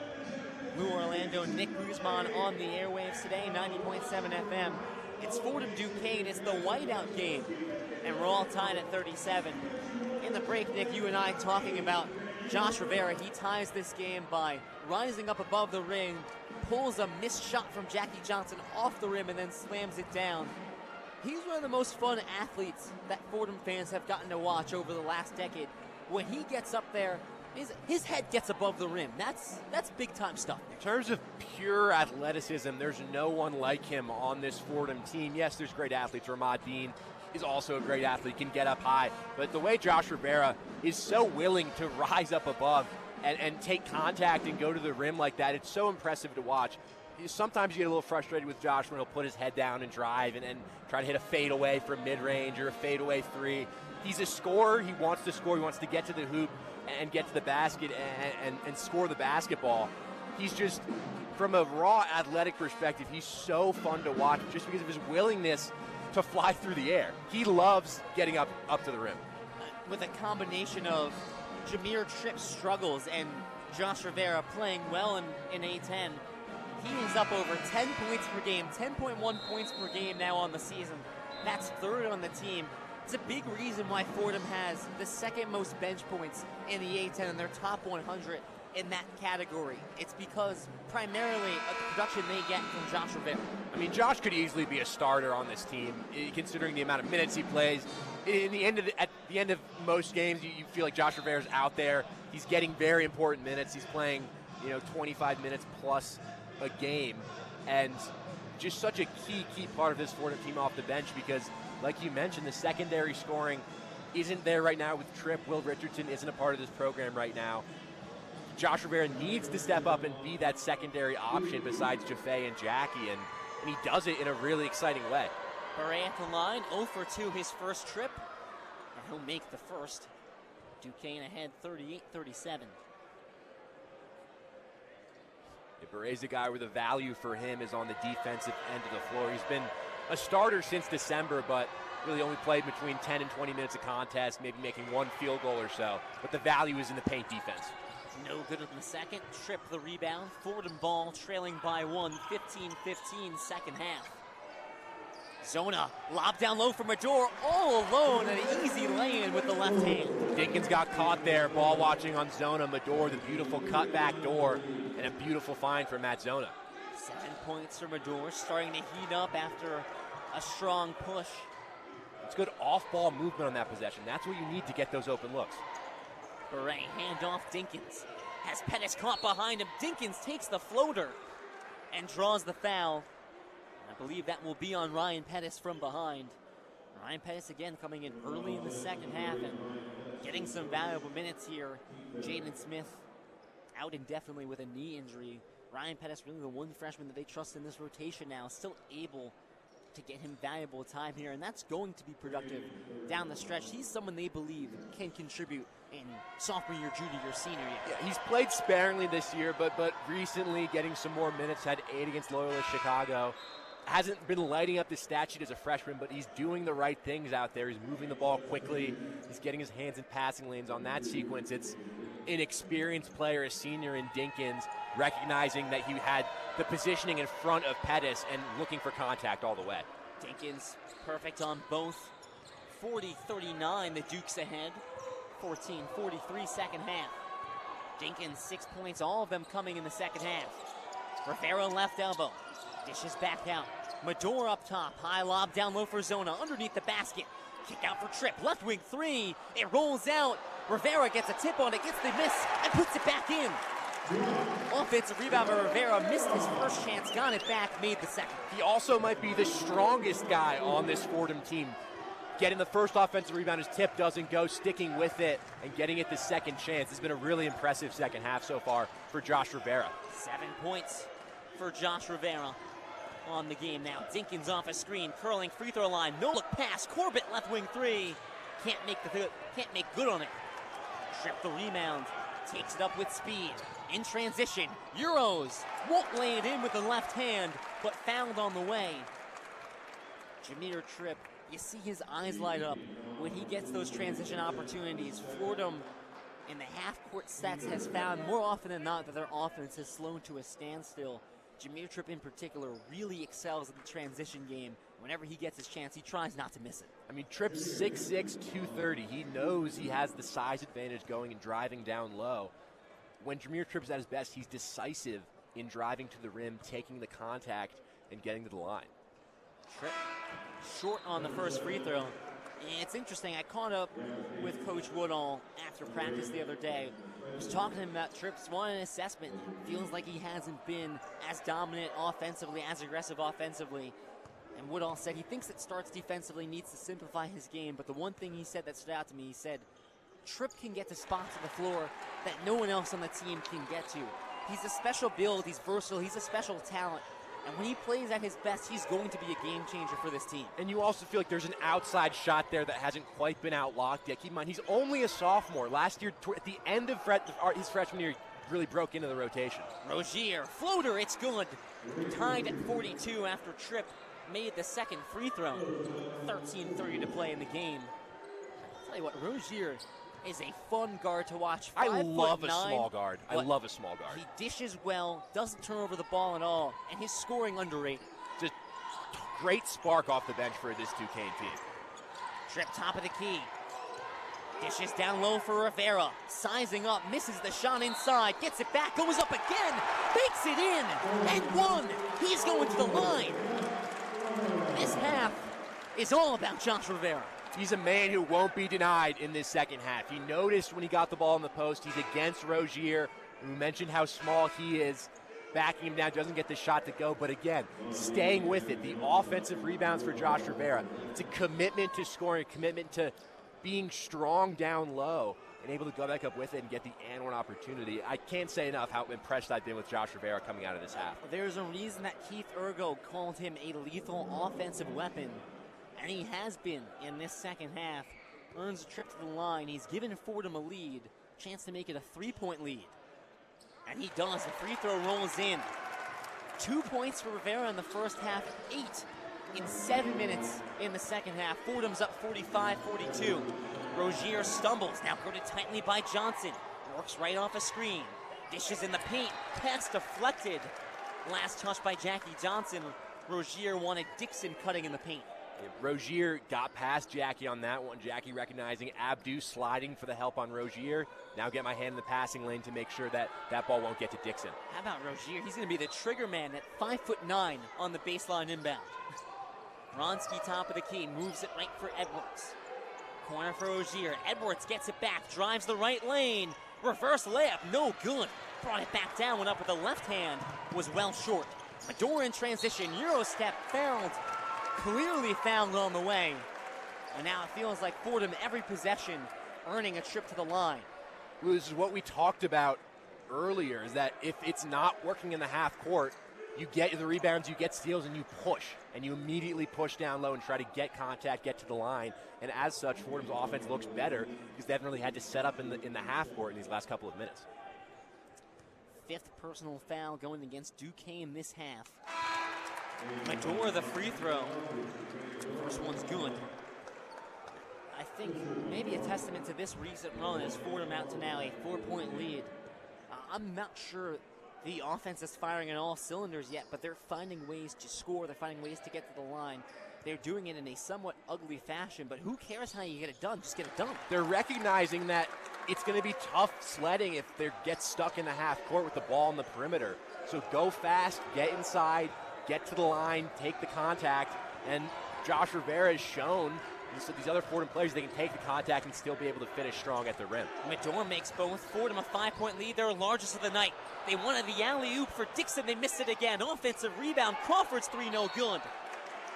And Duquesne out of bounds on the second chance to get an offensive rebound. Fordham ball. Couple good looks there for Duquesne. They've been eyeing that alley-oop for Dixon all night long, and they've missed every time. That missed lob ricocheted off Dixon, almost turned into a perfect pass for Crawford right in his shooting pocket on this near side wing, not able to come up with the make, and then Fordham get a little lucky. Not in great position to grab that board, but it just touches out of bounds on the baseline. Timbila, bounce pass right wing, hands off Johnson, deep on the left wing. Moves it to Medor. Over on the far side, clock ticks under 12. Medor hop step into the paint, pivoting around, wild two, no good. Only hit backboard, never hit the rim. Horansky across to Edwards, back to Horansky. And Netchis inside, draws the foul with a strong hop step into the paint. Free throws for Duquesne when we come back. 5-0 run for Fordham. Takes us under the under 12 media timeout. And with that, it's time for another one-on-one scored update with Trey Rodriguez. The one-on-one scoreboard. The New York Knicks decimated the Sacramento Kings at the Garden yesterday, 143-120. With a phenomenal starting lineup performance, with all 5 of the starters putting up great numbers, Josh Hart got his 6th triple-double of the season with 20 points, 18 boards, and 11 assists. OG Anunoby put up 33 points and played his usual elite defense. And all-star starter Jalen Brunson dropped 25 points and 11 dimes. The Nets lost to the Heat 106-97, failing to finish the job for the Vince Carter jersey retirement. However, D'Lo has returned to vintage form since being traded to the Nets, putting up 22 points and 6 assists. And on top of that, Vince Carter provided us with even more crying memes last night. The Devils defeated the Montreal Canadiens in OT yesterday in a strong effort 4-3 victory. Jesper Bratt and Dougie Hamilton both had 2 points in the game, and who else but Jack Hughes came through with the overtime heroics, scoring a game-winning goal. Jake Allen also had a solid performance in between the pipes, saving 29 out of 32 shots. Stay tuned as we bring you more updates and scores with the one-on-one scoreboard, Trey Rodriguez.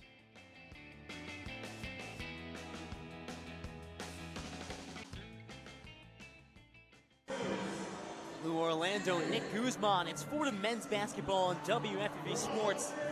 It's whiteout game here between Fordham and Duquesne at the Rose Hill Gym. And Nick, Fordham a 5-point lead, 47-42. 11:47 left in the second half. Now Duquesne go into the line for a pair of free throws, but Fordham a second half lead You can't afford to throw this one away. Doesn't matter how you do it, you have to come out on top with the win in this game. You're 0-6 in the Atlantic 10. You have a 5-point lead here, close to midway through the second half. We've seen too many times Fordham letting leads slip away and letting games slip away in this conference slate. For Fordham, you're shooting 40% from the field, only 2 of 12 from deep. You've been getting your points inside. You have to continue to do that. It's going to be tough sledding. You're going to take a lot of contact and get to the free throw line. It doesn't matter if it's ugly. You have to find a way to close out this game up 5, 11:47 to go. Still such a long way to go. It's still a very good Duquesne team that's 4-2 in the A-10 with some premier wins. A win over St. Bonaventure. They've been really, really good to start A-10 conference play. They're not going to go away. If you think they're just going to lay down and walk out of the Rosefield Gym with a loss and you guys can pick up your first conference win, that's not going to happen. You're going to have to dig deep, and the first win is going to be harder than any win, and it's going to have to come at some point. And for Fordham, it really, really has to come this afternoon, right now. Fordham, the only winless team in conference in the Atlantic 10. They're looking to change that today. Duquesne 4-2. Give you a sense about the state of the A-10. 4-2 is good for 4th in the conference. There are only 6 teams with an in-conference record above 500. So this has been a jumbled mess. Dayton at 4-3. They've had surprising losses. Bonaventure's 3-5. It's been a shocking start to the A-10 schedule on many different fronts. Net just makes the first free throw. But to your point, this Duquesne team not going away. Net just makes both. 47-44. Drew Joyce's first year at the helm, taking over for Keith Dambrod, and he has done a phenomenal job with this team, a team that lost 2 all-conference guards and then lost another starter to injury earlier in the season. And they've managed to stay competitive, and they've hit their stride. And A-10 play, that's the goal of every team. Trying to figure out the referee signaling here. for some kind of review. He pointed up. I think they're going to head over to the monitor. I'm not sure exactly what they're looking at. It was just I'll recount exactly what happened. Yep. Medor crossed half court. They whistled the play dead. Referees went up to say something to Medor, and now they're looking Could be a clock at the issue. monitor. Could be something mechanical. To the point of what Drew Joyce has had to do with this Duquesne team. You lose Day-Day Grant, second team all-conference guy. You lose Jimmy Clark, who was the 2023 Defensive Player of the Year in the A-10. And then in 2024 was second team all-conference. Those are the 2 guards that sparked the team to the A-10 title run. They had Fusini Drame, who was a big part of the St. Peter's run a few years ago. So you lose 3 impact players, and then you lose Jake DeMichael, who averaged 10.9 points per game. Corner 3 from Medor. That's going to extend this Fordham lead to 6. Not a break. How about Jaffe Medor with a corner 3? Not that much space for him right in front of the Fordham bench. Just catch and shoot. Jaffe shoots that 3 so well. Crawford bounce pass off the knee of Abdu Timbila out of bounds, staying here with the Dukes. I wonder if Fordham can get going from beyond the arc. One of the areas Duquesne struggles with is guarding from beyond 3-point range. One of the worst teams in the A-10. It's just Fordham's 3rd 3-point make of this game. They haven't shot the ball well. Rozier drives, right lane, blocked by Dean. Offensive rebound, Dixon. Gives it to Edwards, hangs in the air, and lays it in left hand. Relentless there by Duquesne. Missed the first shot, but they've just been awesome on the offensive glass today. Dean packed that one. Talk about raw athleticism, but Duquesne, a really nice job staying with it on the offensive boards. 50-46, Rams lead. Rivera spins into the lane. Missed with the left-hand lay. Timbila flying in to try and get the offensive rebound, and he is fighting with Jacob Netchis for the ball despite numerous whistles from the referees. Referees signaling jump ball, but neither side willing to give up control there.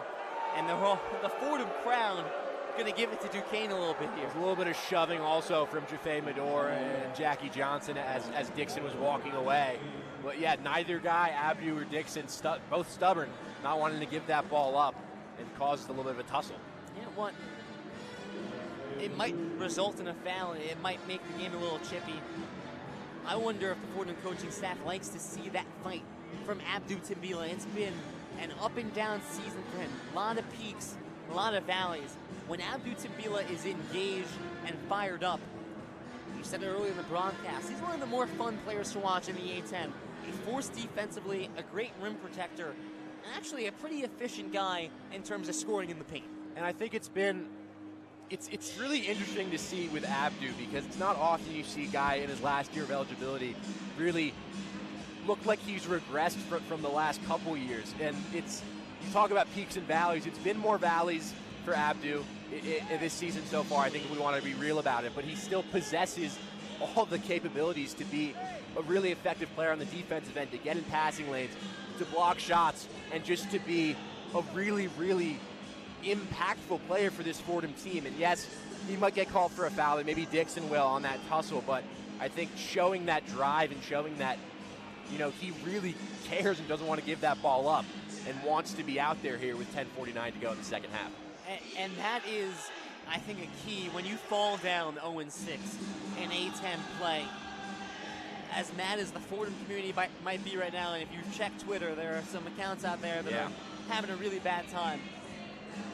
No one has it worse right now than the players who are living it, practicing every day and coming up just short time and time again. Talk to Drew Joyce, who was the associate head coach on Duquesne last year when they started 0-5, and he said, we had some tough moments, and our players had to look themselves in the mirror and realize, all right, we're not doing enough here, we're not giving enough. And he said the key to the turnaround, Duquesne ended up winning 7 of the last 9 games in the regular season, and then went on that run to the A-10 title. The key to that was buying into what the coaches were saying, never giving up, but maintaining that energy and that belief that the process would ultimately work out in their favor.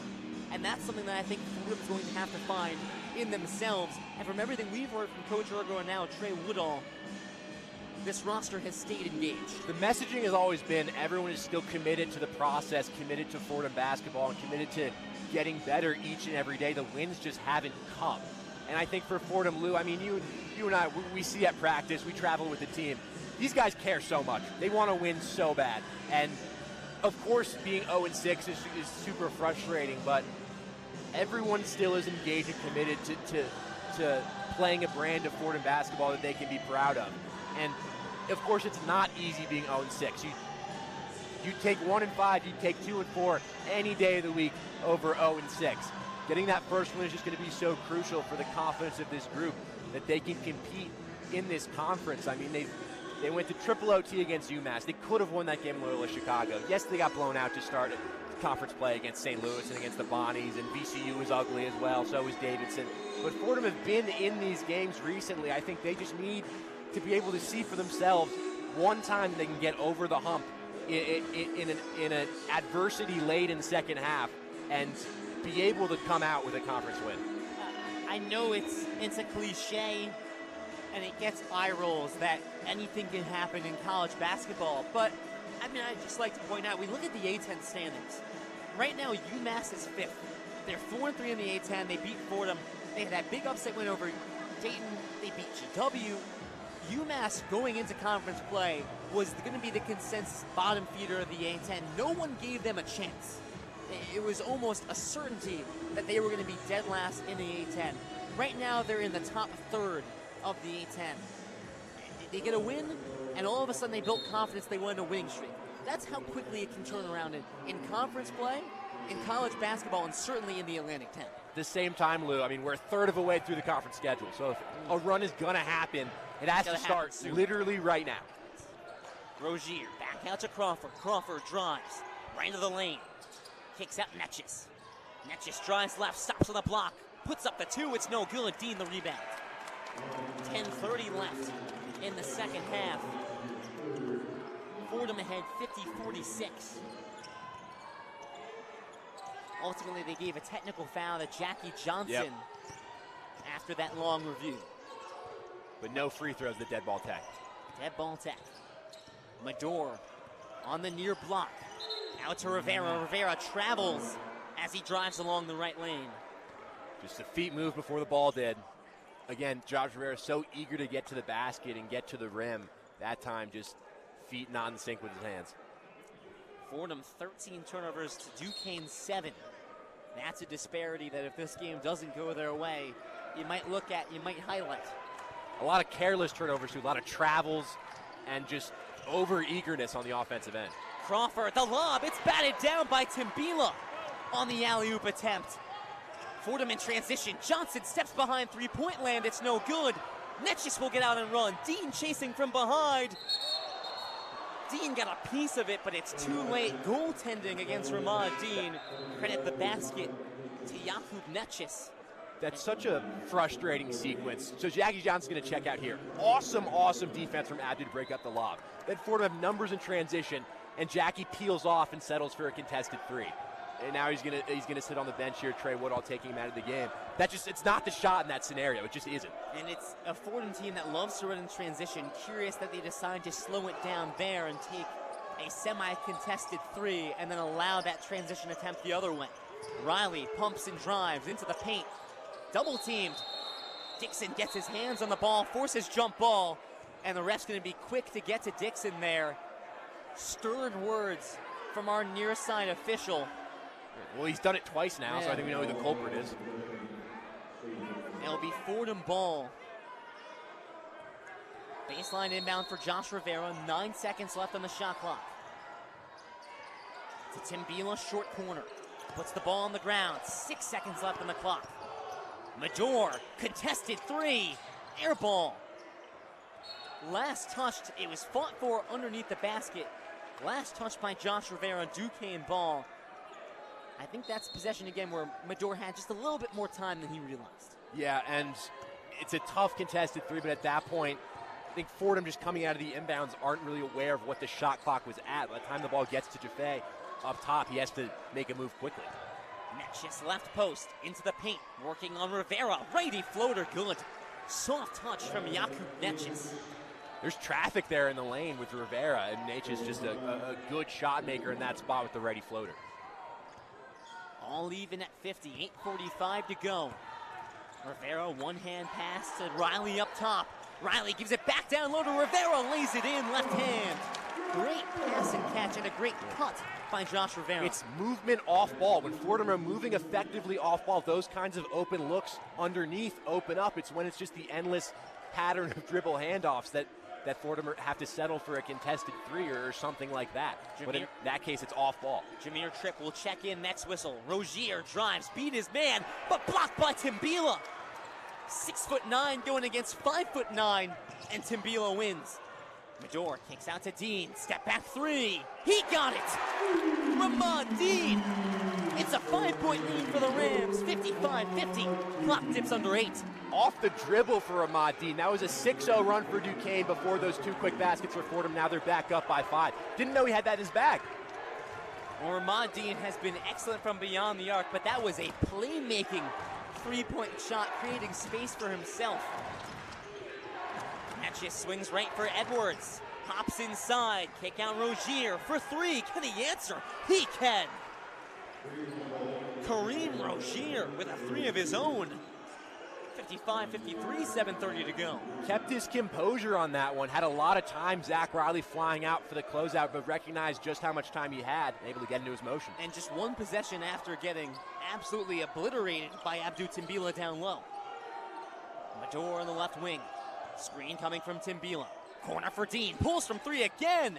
This time rolls out. Edwards trying to save it. Got the rebound, but fell out of bounds. And I believe this is going to be...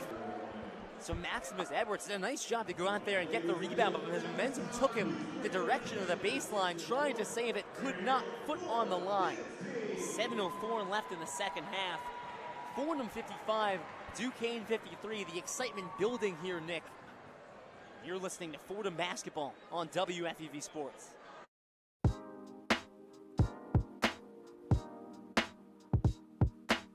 Hey sports fans, it's Bobby C. I'm the sports director here at WFUV.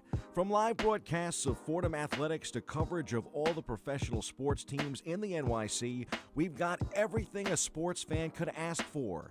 Like talking sports? Check out One on One, New York's longest running sports call-in show, as well as our diverse collection of podcasts. If you're a Fordham student interested in joining our program, feel free to shoot me an email, bobbyc@wfuv.org. And as always, thank you to all of our listeners who support us every week. 90.7 FM is the home of WFUV Sports.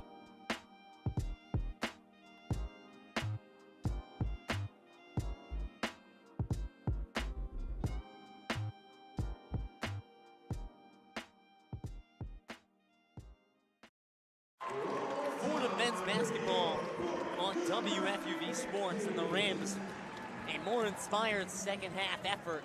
A three from Kareem Rozier cuts the Fordham lead to 2, but it's Fordham still ahead, 55-53, and starting to find the stroke from deep. Threes from Jaffe Mador and most recently Ramad Dean have helped Fordham propel themselves out to this 2-point lead. Yeah, earlier in this half, it was the fast break points. Now Fordham getting set up in the half court. The off-ball movement's been so much better in this last stretch for the Fordham offense, able to get those open looks. But I mean, Jaffe Mador didn't have that much space in the corner for his three. That's just impressive shot making. Ramad Dean, a step back three off the dribble. Not sure I've ever seen him do that. Almost all of his three-point attempts are catch and shoot opportunities. So for Fordham, you mentioned earlier, Luke, how bad Duquesne are defending the three. That might be an opportunity for the Rams here down the stretch to get some open looks. Take a look at the scoring diversity here for the Rams. 4 different players in double figures. Mador leads the way with 12. He's tied with Rivera. And then you have Johnson and Dean with 10 apiece. Think back to Wednesday against Loyola Chicago, where it felt like it was only the Mador and Johnson show. It's been a much more balanced effort today, and I think that's blended itself to a much more smooth-looking offensive. Always better to have options. Against Loyola Chicago, it was just the Jaffe and Jackie show out of necessity. No one else was making shots. Now when you got the balance scoring off the bench, makes it so much easier for this offense. Zona's checked in and got the inbound from the left wing. Mador fed the ball at the top of the key. Mador telling Zona to shoot the ball. Had an open look there. 9 on the shot clock. Mador right wing. Down low to Zona. Wide open and lays it in. Dixon jumped for the pass, and that left Zona wide open underneath the basket. Probably should have taken the open three, but no harm, no foul. Again, Fordham finding an open man underneath. Mador jumps the pass, steals it away. In transition, lobs it down for Timbila or for Dean. Alley-oop, Ramad Dean. 6-point lead, Rams. That's a tough lob for Jaffe Mador to Ramad Dean, a defender right there. We mentioned Rivera is Superman usually in the lane. Ramad Dean that time is the Ram flying high through the lane to throw it down. You want to get a crowd energized in a whiteout. How about a fast break alley-oop from Jaffe Mador to Ramad Dean? And Duquesne did an excellent job getting back on defense after Mador stole that pass. It was a 2-on-2 even strength both sides. Mador puts it for Dean in a place where only he can rise up, get it, and then put it down. And Duquesne needs a timeout here from Drew Jones to talk things over, because what a stretch for these Rams here in this last sequence. Ramad Dean making the alley-oop, throwing it down. What a lob from Jaffe Mador. He had a lob to Josh Rivera against Loyola Chicago in the last game. Jaffe, it's not just the scoring, it's the facilitating as well. He's only 3 of 10 from the field in this game, but he's got 12 points, 6 boards, 7 assists and a steal. Jaffe Mador knows how to fill up a stat sheet, and I think for Fordham, you talk about how much Tripp has struggled. Zona hasn't really got involved in this game that much, but the fact that you've gotten 12 huge points from Ramad Dean, 12 from Josh Rivera, it seems like that's going to be a formula for Fordham to be successful in the A-10. Jackie and Jaffe can't do everything. Ramad Dean and Josh Rivera have so much talent, and they've shown it this afternoon, and as such, Fordham up out to a 6-point lead. And we've keyed in on role players that need to step up for the Fordham Rams. A lot of times we've highlighted Jameer Tripp. We saw how dominant he was offensively in non-conference and said, well, if you get that, that's a big boost. But if you can get 10 points regularly from Ramad Dean, continue production from Josh Rivera, that is going to be a game changer. It's the second time this season that Ramad Dean has put up 10-plus points in conference. It's a big deal. 12 points from Dean's a big deal. And it's not, you're not necessarily expecting offensive production from him. You're expecting, he's a guy at around 7.5 points per game. He'll get to his spots and give you some made shots from open looks, but he's been creating off the dribble. Now he's throwing down alley-oops. It's been, Ramad Dean's a guy who, a junior now, 3rd year here with the program, and he's it doesn't always happen this way, but he's genuinely improved year to year, from freshman to sophomore, sophomore to junior. So it makes you excited about what next year might potentially look like for a guy like Ramad Dean when he's progressing in this sort of linear fashion towards being a really, really good Atlantic 10 basketball player. I want to take a second to highlight what they just flashed up on the Rose Hill scoreboard. Today is not just whiteout game, it's coaches versus cancer game. So they just flashed a scoreboard message with many coaches standing up to cancer. And obviously in this day and age, who doesn't know someone who has been affected by cancer? And it's just another one of the many noble causes that Fordham is standing up for and honoring this year. Earlier in the season, the Autism Speaks night. So Fordham Able Athletics using their platform to highlight some key issues, and cancer, one of the biggest in our nation. Definitely. I think Fordham does a great job in doing that and bringing awareness to all these causes with all these different nights they have here at the Rose Hill Gym. Whiteout game and Coaches for Cancer night. It's Duquesne ball after the timeout from Drew Joyce. 6:21 to go. Rams up 59-53 after the alley-oop from Mador to Ramad Dean. Edwards off the handoff, top of the key, guarded by Dean. Moves it right for Dinkins the third. Bounce pass across to Edwards. Has it swiped away by Tripp. Tripp in transition. It's a 1-on-2 and he'll slow it down. Duquesne got back well. Riley fakes the three in the corner. Step back, pulls. It's short. Rebound by Netchis. Fordham got an open look there, just couldn't hit. Edwards pulls it back for Dinkins the third. Step back three. Nothing but net. Back down to a 3-point lead for the Rams. It's been quiet this afternoon, but he's a shot maker. Lou, student section completely quiet as Duquesne attacking. The defense chance coming from behind the Fordham bench. This is a spot where you need this gym to get really, really loud. Student section leaving a lot to be desired. Bounce pass for Tripp, drives baseline, kicks cross court. Riley, his three's too strong. Zona offensive rebound. Fordham will slow it down. Mador, deep left wing three, no good. Zona fighting for the rebound again, but this time Netchis controls. Duquesne ball, they're down 3, 5:10 to go. Ramad Dean off ball, shoved down to the court by David Dixon. David Dixon's been tied up in a couple extracurriculars today. Low-key a pest out there, David Dixon. That's going to be his fourth foul. Foul watch here for David Dixon, who is, I would say, a critical physical player here for Duquesne. Leads the team in offensive rebounds and blocks. They really need him out there. The 6'9" junior forward. Athletic, strong at 215. If you're Fordham on offense here, you can't be discouraged by those misses. Those were good open looks from three. Keep looking for those. They will fall. Fordham up 59-56. Johnson straight on three, rolls out. That's just the rebound. Still a one-possession game. Crawford in transition. Poked loose by Jaffe Mador. They're going to say that he caught wrist. Hard to tell from our angle. I thought it was ball. A lot of contact, obviously, but Jaffe doesn't like to call it. The Fordham bench doesn't either. That puts both sides in the bonus now. And Cam Crawford will go to the line for a pair of free throws. I'm going to call that a shooting foul, not a 1-on-1. That's also an interesting call. It's the continuation there. Crawford sinks the first. But this is where Duquesne's free throw struggles are going to be so huge. In the bonus here, under 5 minutes to go, Duquesne's going to have to capitalize on their opportunities from the stripe. It's a 2-point game as the crowd readies for Crawford's second. No action from the student section, but he misses anyway. Everyone's seated. It's interesting. Even Chaz. Yeah. 59-57, 4:41 to go. Rams looking to close out their first win in A10 play. Mador, bounce pass, left elbow extended Dean. Straight on for Johnson, off the Dean screen. Johnson drives down to the short corner, backs out behind the three-point line. Dribble drive, he stumbles. 4 on the shot clock. Johnson back to the basket, turnaround Jay, no good. Offensive rebound, Tim Vila. Second chance for Fordham. Shovels out for Jaffe Mador, who slows down the tempo. 10 on the shot clock. Mador's at half court. Fordham going to have to move soon here. Mador drives, hangs, blocked on the way. That one's a borderline call there. Duquesne going to argue they got all ball. I think it was the Third bump. foul on Dinkins. I think it was the bump on the help. But for Jaffe Mador, for Fordham, this is a 2 minute and 30-second long scoreless stretch. This is exactly what happened against Loyola Chicago. They just went cold between the 6 minute mark and down towards 2 minutes.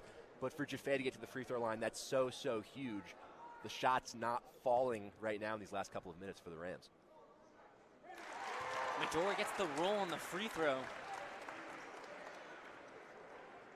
Fordham, after this free throw attempt, will have been to the line for 22 attempts. They're shooting at an 85% clip. This has been a big difference maker in this game. And it's a situation where, as Jaffe knocks down the second, if you're shooting maybe around 55% today, you're losing this game. 61-57, Fordham leads. Final 4 minutes to go. 3-2 zone look for the Rams. Haven't seen that much. Crawford on the right wing. Bounces short post for Nitchis. Kicks out Rozier. Open left wing. Drives. Floater. Air ball. Nitchis flies in for the rebound. Referee going to say jump ball. It was a battle between Dean and Nitchis. And that's going to trigger the media timeout. Arrow with Duquesne. Arrow with Duquesne. So it's Duquesne ball out of break. Let's see if they reset the shot clock. This one's coming down to the wire. Fordham 61, Duquesne 57. Rams trying to hold on for their first win in A-10 play. One last time, let's send it back to Trey Rodriguez for the one-on-one scoreboard update. The one-on-one scoreboard. The Memphis Tigers currently lead UAB 52-39 in an important conference game. PJ Haggerty is having a great game with 11 points, 5 boards, and 4 assists, while Wisconsin currently leads Nebraska 40-28, with Wisconsin's John Tonhay having himself a game with almost half of the team's points, while Nebraska is currently struggling to find their standout player. The Rangers and the Avalanche are currently in a shootout, with the Avalanche up 3-2 at the end of the first. Sam Carrick and Vincent Trocheck both have 1 goal, and the red-hot Matt Rempe has dished out an assist, as well as Alexei Raffiniere, Urho Vikinen, and Artemi Panarin. Igor Shesterkin is going to step up his performance as the new guys in Colorado, Martin Natchez and Jack Drury, have 2 and 1 points on the board respectively in the first period. A Stanley Cup rematch from 2 years ago between the Panthers and the Golden Knights is tonight at 8 p.m., where Brady Tkachuk will be trying to end his recent cold streak against the stacked Golden Knights defense. The number 1 ranked Auburn Tigers survived the number 6 Tennessee Volunteers, winning a low-scoring affair of 53-51. Johnny Broom dropped 16 points and snagged 13 boards, while Tennessee's Zakai Ziegler had 14 points, 6 boards, and 5 assists. Thank you for tuning in to the last update. Stay tuned for the one-on-one post-game show. With the one-on-one scoreboard, Trey Rodriguez.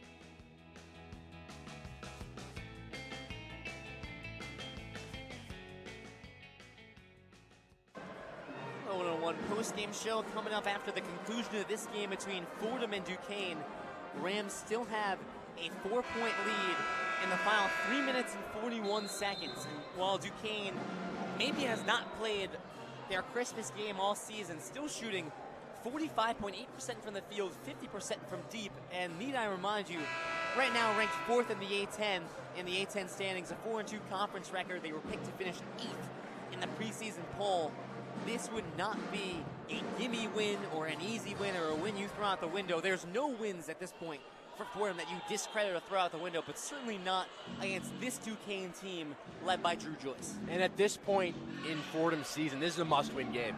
You got a 4-point lead with 3:41 to go. This is a good Duquesne team. They're not going to go away. They're going to try to shoot threes. I think if Fordham stick to that 3-2 zone look, they have to be very, very careful about these Duquesne shooters. They tried that against Loyola Chicago, and they got picked apart in the corner. 10 seconds on the shot clock. It's still Duquesne ball after the jump ball. Dinkins the third on the right wing. Dribble drive. Floater from the paint. Nothing but net. 2-point game, 61-59. 3:30 to go. This one seems to be coming down to the wire. Bounce for Timbila on the right side. Faces the basket. Hands off Mador. Mador blown up by Rozier. And Rozier falls on the ball. It's a turnover. Duquesne in transition. Crawford for Corbett underneath the basket. Lays it in. No! It rolled out. And Timbila the rebound. Corbett had a great look. Couldn't finish. It's great from Ahmad-Dean, not biting on that pump fake underneath, staying strong, forcing up a difficult shot from underneath. Fordham have to get things together here on offense. Under 3 minutes to go, 61-59, 2:50 to play. Medor left wing, and he'll slow things down. Still positioned on the left wing, screen from Timbila. Short corner for Rivera, turnaround 2. As the shot clock expires, it stays here. Timbila tipped it to Rivera. He's going to the line, drew the foul. That is a fantastic play by Abdou Timbila. Josh Rivera had to take the contested 2 as the shot clock expired. Timbila dislodged the ball from the hands of Duquesne, got it back into Rivera, and this is going to be second chance points, or an opportunity at least, for the Fordham Rams. Lou, when's the last time we've seen Abdou on the floor at the end of the game? Like, seriously, the fact that he's out there, he's been so effective tonight, or this afternoon rather, 6 points, 7 rebounds, 2 blocks, making his presence felt on the offensive boards. That was a totally botched possession by the Rams, and Abdou kept it alive. Rivera makes the first. Well, to your point, Timbila just 14 minutes against Loyola Chicago on Wednesday. But you look back to the last time he played Duquesne. At home, 10 points, 6 blocks, career-high 31 minutes played. Fordham needed a performance like that. Maybe not the scoring or the rim protection to that level, but the fact that he's out there in the final 4 minutes shows how well he's played today. Second from Rivera, well short, grabs his own miss. Fordham up by 3, it's a jump ball. Possession arrow going the way of the Rams. They'll have a chance to make this a 2-possession game with 2.5 to go. It's fitting that a program that harps so much on the attitude system and doing all the intangibles, the reason why they have this 3-point lead down the stretch is because they're crashing the offensive glass and getting dirty with it. It has not been pretty on offense at all here for most of the second half. But Fordham have been gritty and are trying to dig deep here to get their first A-10 win. Duquesne dead last in the A-10 in defensive rebounding. Fordham a firm advantage in that category. Medora rushed, had to throw it off of Duquesne out of bounds, but it's going to be a turnover in the corner. 5 seconds running out against Rivera. Had to throw it up to Medor, who was completely smothered in the corner, just trying to throw it out of bounds off of Duquesne, and that play got entirely botched. You got to call a timeout here, I think, if you're Trey Woodall. Or before that, you should have called a timeout. Fordham had 3 left, and Rivera clearly had nowhere to go with the ball. It ended up being a suicide pass to Medor. So it stays a 3-point game, 2:20 to go. Fordham 62, Duquesne 59. Dixon hands off Rozier. Back out to Dinkins. Step back, right wing 3 to tie the game. It rolls out. The tip in. Fordham signaling goaltend. I think they're going to have to look at that one. Hands all around the rim. The shot goes in. And they're going to go to the monitor. It looked like it was altered after it hit the rim. Like that would be a goaltend. Or the ball was still up above the cylinder. Or I should say it's goaltending if it's Fordham. It's no basket if it's Duquesne. It really depends on who touched the ball, if anybody did. But for Fordham, you know Dinkins is going to try to create a shot in that position. It was a tough shot, then it's just about getting the defensive rebound. It's going to be really interesting to see what they call here. It's going to be a huge swing either way. I think Fordham could have more than a 3-point lead in this game if they were doing a lot of things better, but they're not. I mean, that inbounds play, I think, number one, you got to call a timeout, first of all, and then to put a ball in that spot by the bench that it ends up being a turnover, that could be a really big play down the stretch here, but they bounce back, get the miss on the defensive end, and now we're going to see what comes out of this replay here. Well, it's no secret Fordham has mismanaged late-game situations throughout the season this year. You can go back to non-conference play, the Albany game that almost slipped away from them. Fordham has succumbed to pressure in the final 4 minutes of games. This is a big test. Everyone in this building knows how much the Rams want to get their first A-10 win. Up by 3 with 2:09 to go. Referees have made a decision.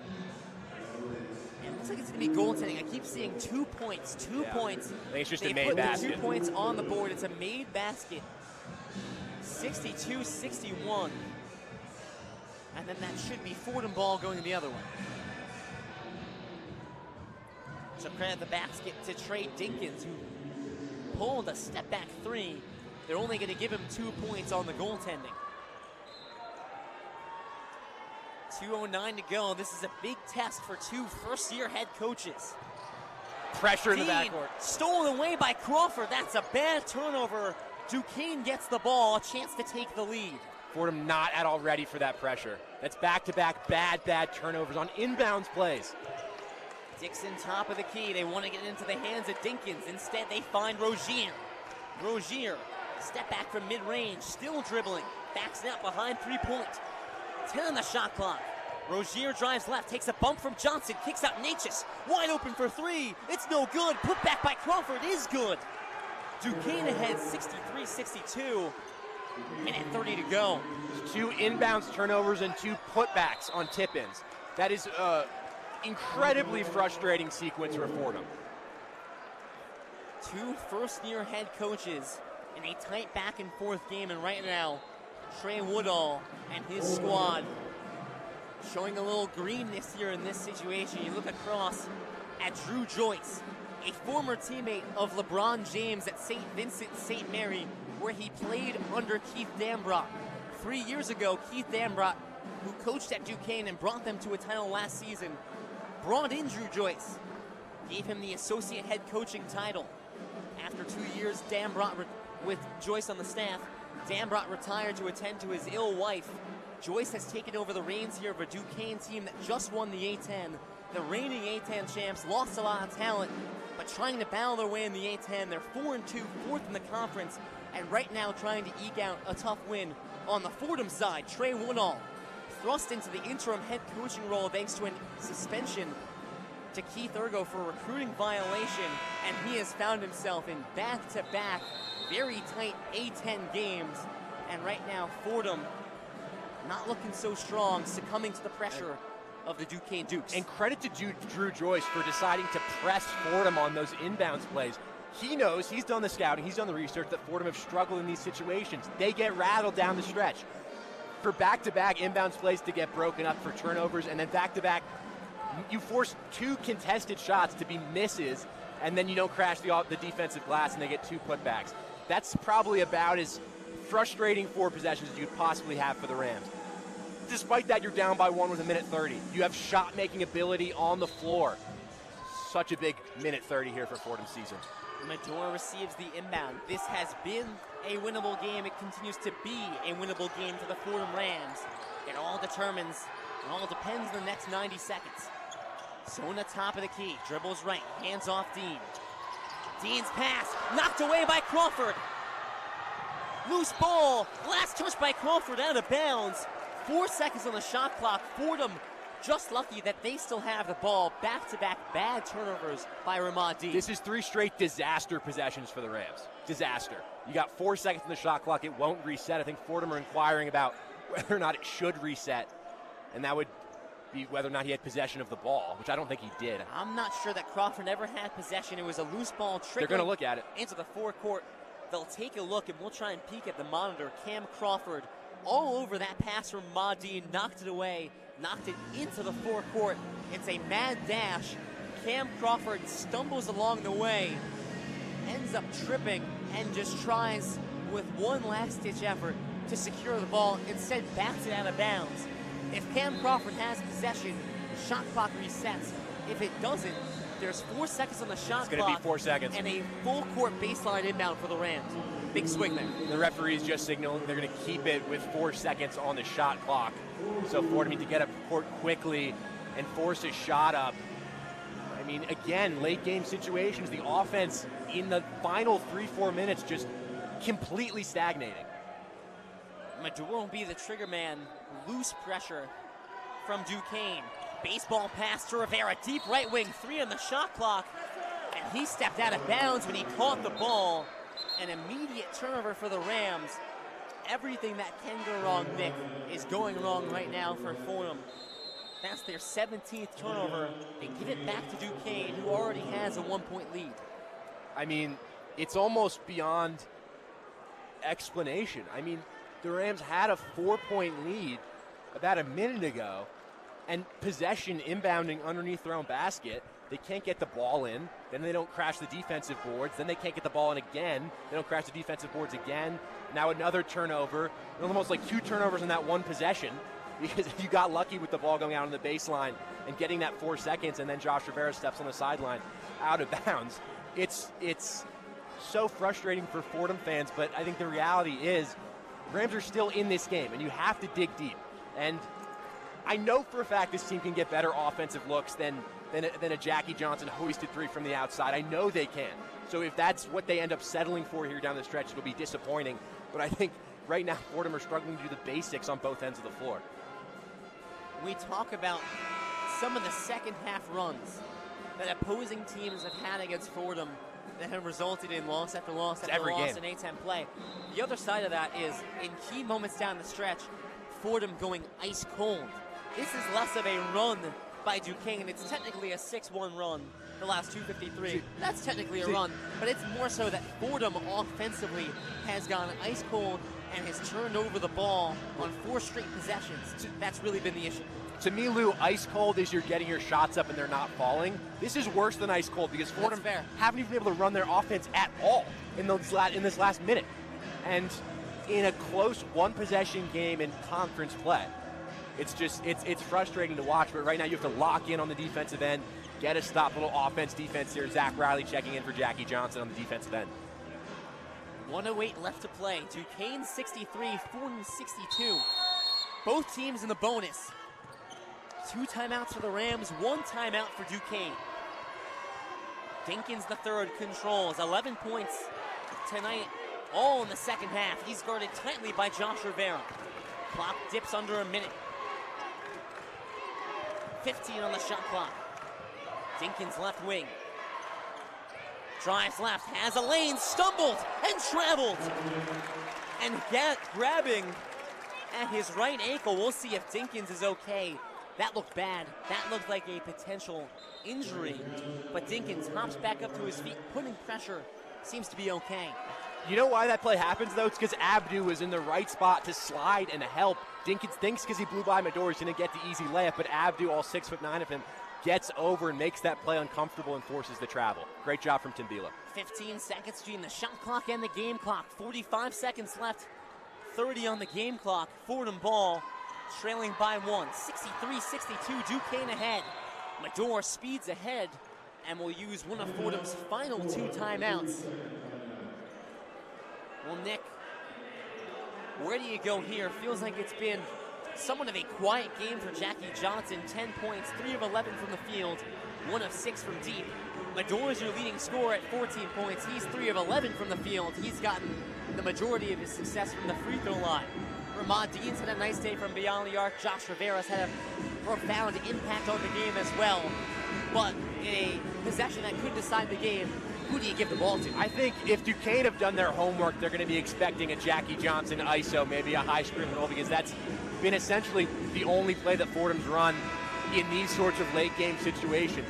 I'd like to see some movement off ball, maybe some screens, maybe open up a catch and shoot for Matt Zona or Ramad Dean. There are a lot of guys on the floor who can make shots. All 5 guys, I'm confident with an open shot, they can knock it down. It doesn't have to be an ISO for Jaffe or Jackie. Get creative with it and try to find an open look. Whatever Trey Woodall's best play is in the book, it needs to be there now.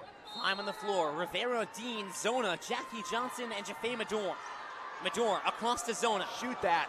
Pumps straight on 3. Medor inside 3-point land. Hands off Johnson, right wing. 18 on the shot clock, 30 on the game. Johnson, double teamed, left elbow extended, back to the basket. Kicks to the corner for Rivera. Pulls from 3. It's good! Nothing but net! Josh Rivera has given the Rams a 2-point lead with 23 seconds left. Biggest shot of their season so far. Crowd on its feet, 20 seconds to go.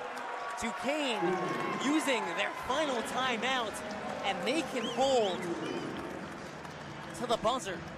Well, the last time we were at Rose Hill, we got triple overtime. Right now, it's 65-63, Rams ahead.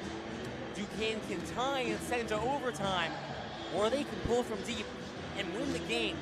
Duquesne this season, 4th in the A-10 in 3-point percentage. They have guys on the floor that can hit their threes. And Lou, that looked like another botched offensive possession for the Rams. Jackie Johnson had it for 10+ seconds, dribbling in circles, trying to find something to do. He gets double teamed in the lane. The such a good play from Jackie Johnson, a guy whose mindset has always been score first, score first. He's a scorer. To recognize I'm not in a good spot here in the lane, and to recognize that Josh Rivera's in the corner. I said need to get it to any open shooter. There are 5 guys in the corner who could shoot.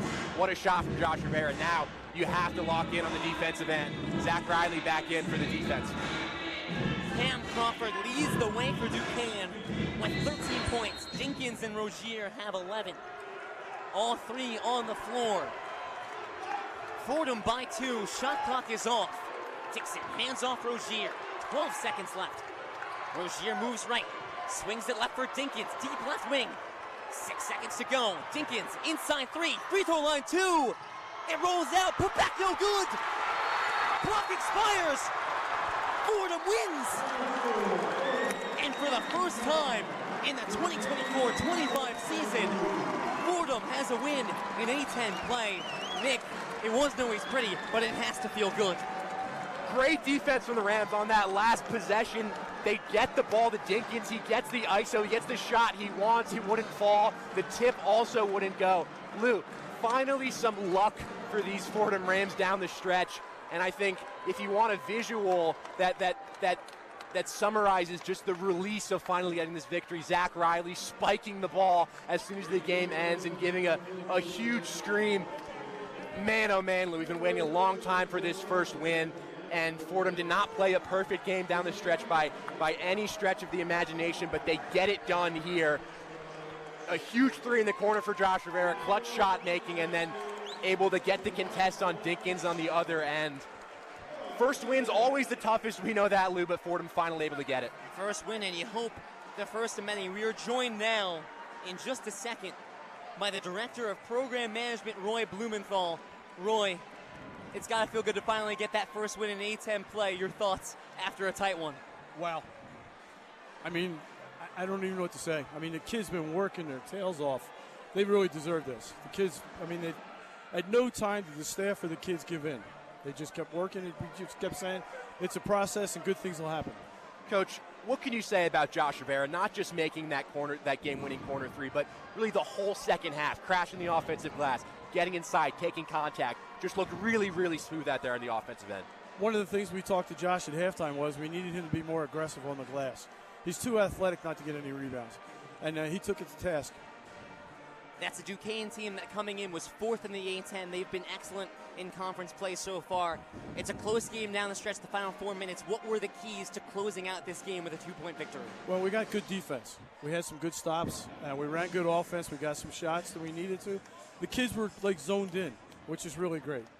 Director of Program Management, Roy Blumenthal. Roy, congrats on the win. Thank you. Thanks, Coach. Thank you so much for the time. We wrap things up here from the Rose Hill Gym. Lou Orlando, Nick Guzman, and Nick, as you said it, it's been a long time coming for these Rams. You heard those sentiments from Roy Blumenthal after the win. You know that big 0 was looming over the heads of this team.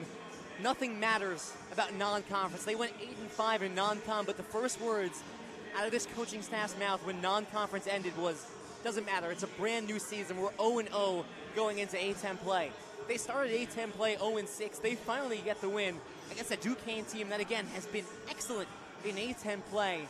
Perhaps this is the start of the tide turning. And you can only hope. And now this Fordham Ram team recognizes that, okay, they've closed out a conference game. And it wasn't pretty. They did not play perfect in those last couple of minutes. They made a lot of mistakes to let Duquesne back in the game. But when it mattered the most, they had the ball, down by 1, and they found an open shooter, and they knocked down a shot, got a stop on the defensive end. It's so big for the confidence of this group because I know it's looked at times when you watch this team that it's in conference play. It's looked disjointed. It's looked like there's been mixed messages maybe from the coaching staff, and it hasn't looked smooth at times. But you can't question the compete level from anybody that's a member of this Fordham basketball team, whether it's a coach, whether it's the managers, whether it's the walk-ons, the players, the scholarship guys.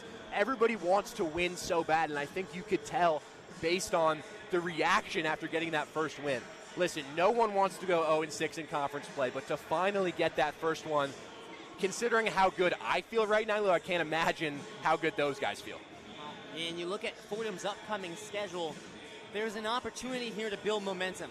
Now you have to continue to play well. You probably have to play better than you did today, because again, I think the takeaway is man, it feels great to get a win. There's still a lot that needs to get cleaned up. You go on the road next Wednesday, you play LaSalle, a team that was picked to finish dead last in the A-10 going into the season. Obviously, preseason rankings mean nothing. Literally less to nothing. In the A-10. But LaSalle, about middle of the pack right now, on the road against then a St. Bonaventure team that's still a little bit of a skid in A-10 play. A URI team that, again, sits middle of the pack. It's three teams middle of the pack that if you can get your compete level up and match up against them, those are games Fordham should be able to battle in, and who knows what happens once you build confidence. And I think if we were to talk to Coach Woodall or Coach Erga or anybody that's a member of this staff, they would be preaching one game at a time. It's only one win. Now you got to focus on LaSalle on Wednesday. But I think when you look at this schedule, you see there's some potential wins here. This Fordham team is not as bad as an 0-6 team in the Atlantic 10. They were really bad to start, but then, the UMass game, the Loyola Chicago game could have both easily been wins. It's a team that is still learning how to close out games in conference, and I think this Fordham team is getting there. It's a work in progress, but it all starts with that first win, and 1-6 is a whole lot better than 0-7, Lou. It sure is. Trey Woodall's first win as interim coach of the Fordham Rams. Fordham improves to 9-11. It's their first A-10 win of the season, now 1-6. They're still dead last in the A-10. They've got some work to do. They were the only winless team in the A-10. It's a long path ahead of them, but they just played a Duquesne team that last year got themselves out of an 0-5 hole, won 7-9 to close out the year, went on a run, won a game in the NCAA tournament. Anything is possible in college basketball. For Duquesne, that's a tough loss. That's going to sink them down out of the top four. They fall to 9-11, 4-3 in conference. A tough loss for Drew Joyce and his boys, but for the Fordham Rams, that's one they needed. They needed to get that win sooner rather than later, and they get it on whiteout game in front of a nice Rose Hill gym. And I think some wins hopefully will bring some energy back into this building. It was a pretty decent crowd. Student section was about half full, but it wasn't loud, it wasn't raucous, and I think if this team can start to string together some wins, the excitement will be back here on campus around this men's basketball team. I mean, everybody who likes basketball in the Fordham community, that is, so badly wants this team to be good and to compete. And I think they're closer than people think, but there's still a lot of work to do at 1-6. Final score from Rose Hill, Fordham 65, Duquesne 63. That's Fordham's first win in A-10 play. Signing off from my partner, Nick Guzman, I'm Lou Orlando. We send it back to the Rose Hill studios. Derek Boyer and Trey Rodriguez. It's the one-on-one post-game report. Take it away, guys. The one-on-one post-game report. Welcome back to the one-on-one studio for the post-game report. I'm your studio host, Derek Boyer, joined by Trey Rodriguez on updates. But before we get into post-game, let's look at some of the Rams' second half highlights. First, Rivera takes a missed three from Johnson off the rim for the dunk to tie the game. Johnson for three. Rolls out. Rivera rises up, pulls it off the rim, and slams it down. Tie game at 37. Then Rivera posted up close to the basket, grabs his own rebound, and puts it back for an and one. Dishes down low for Rivera. Sizing up, misses the shot inside, gets it back, goes up again, bakes it in, and one. He's going to the line. This half is all about Josh Rivera. And finally, Midor lands a critical three to put the Rams on top. Corner three from Mador. That's going to extend this Fordham lead to 6. Not a break. How about Jaffe Mador with a corner three? And that does it for our highlights. So let's get into breaking this game down. That Fordham won 65-63. And all I can say is, wow, Josh Rivera. Oh, my goodness. How do you feel? Oh, my God.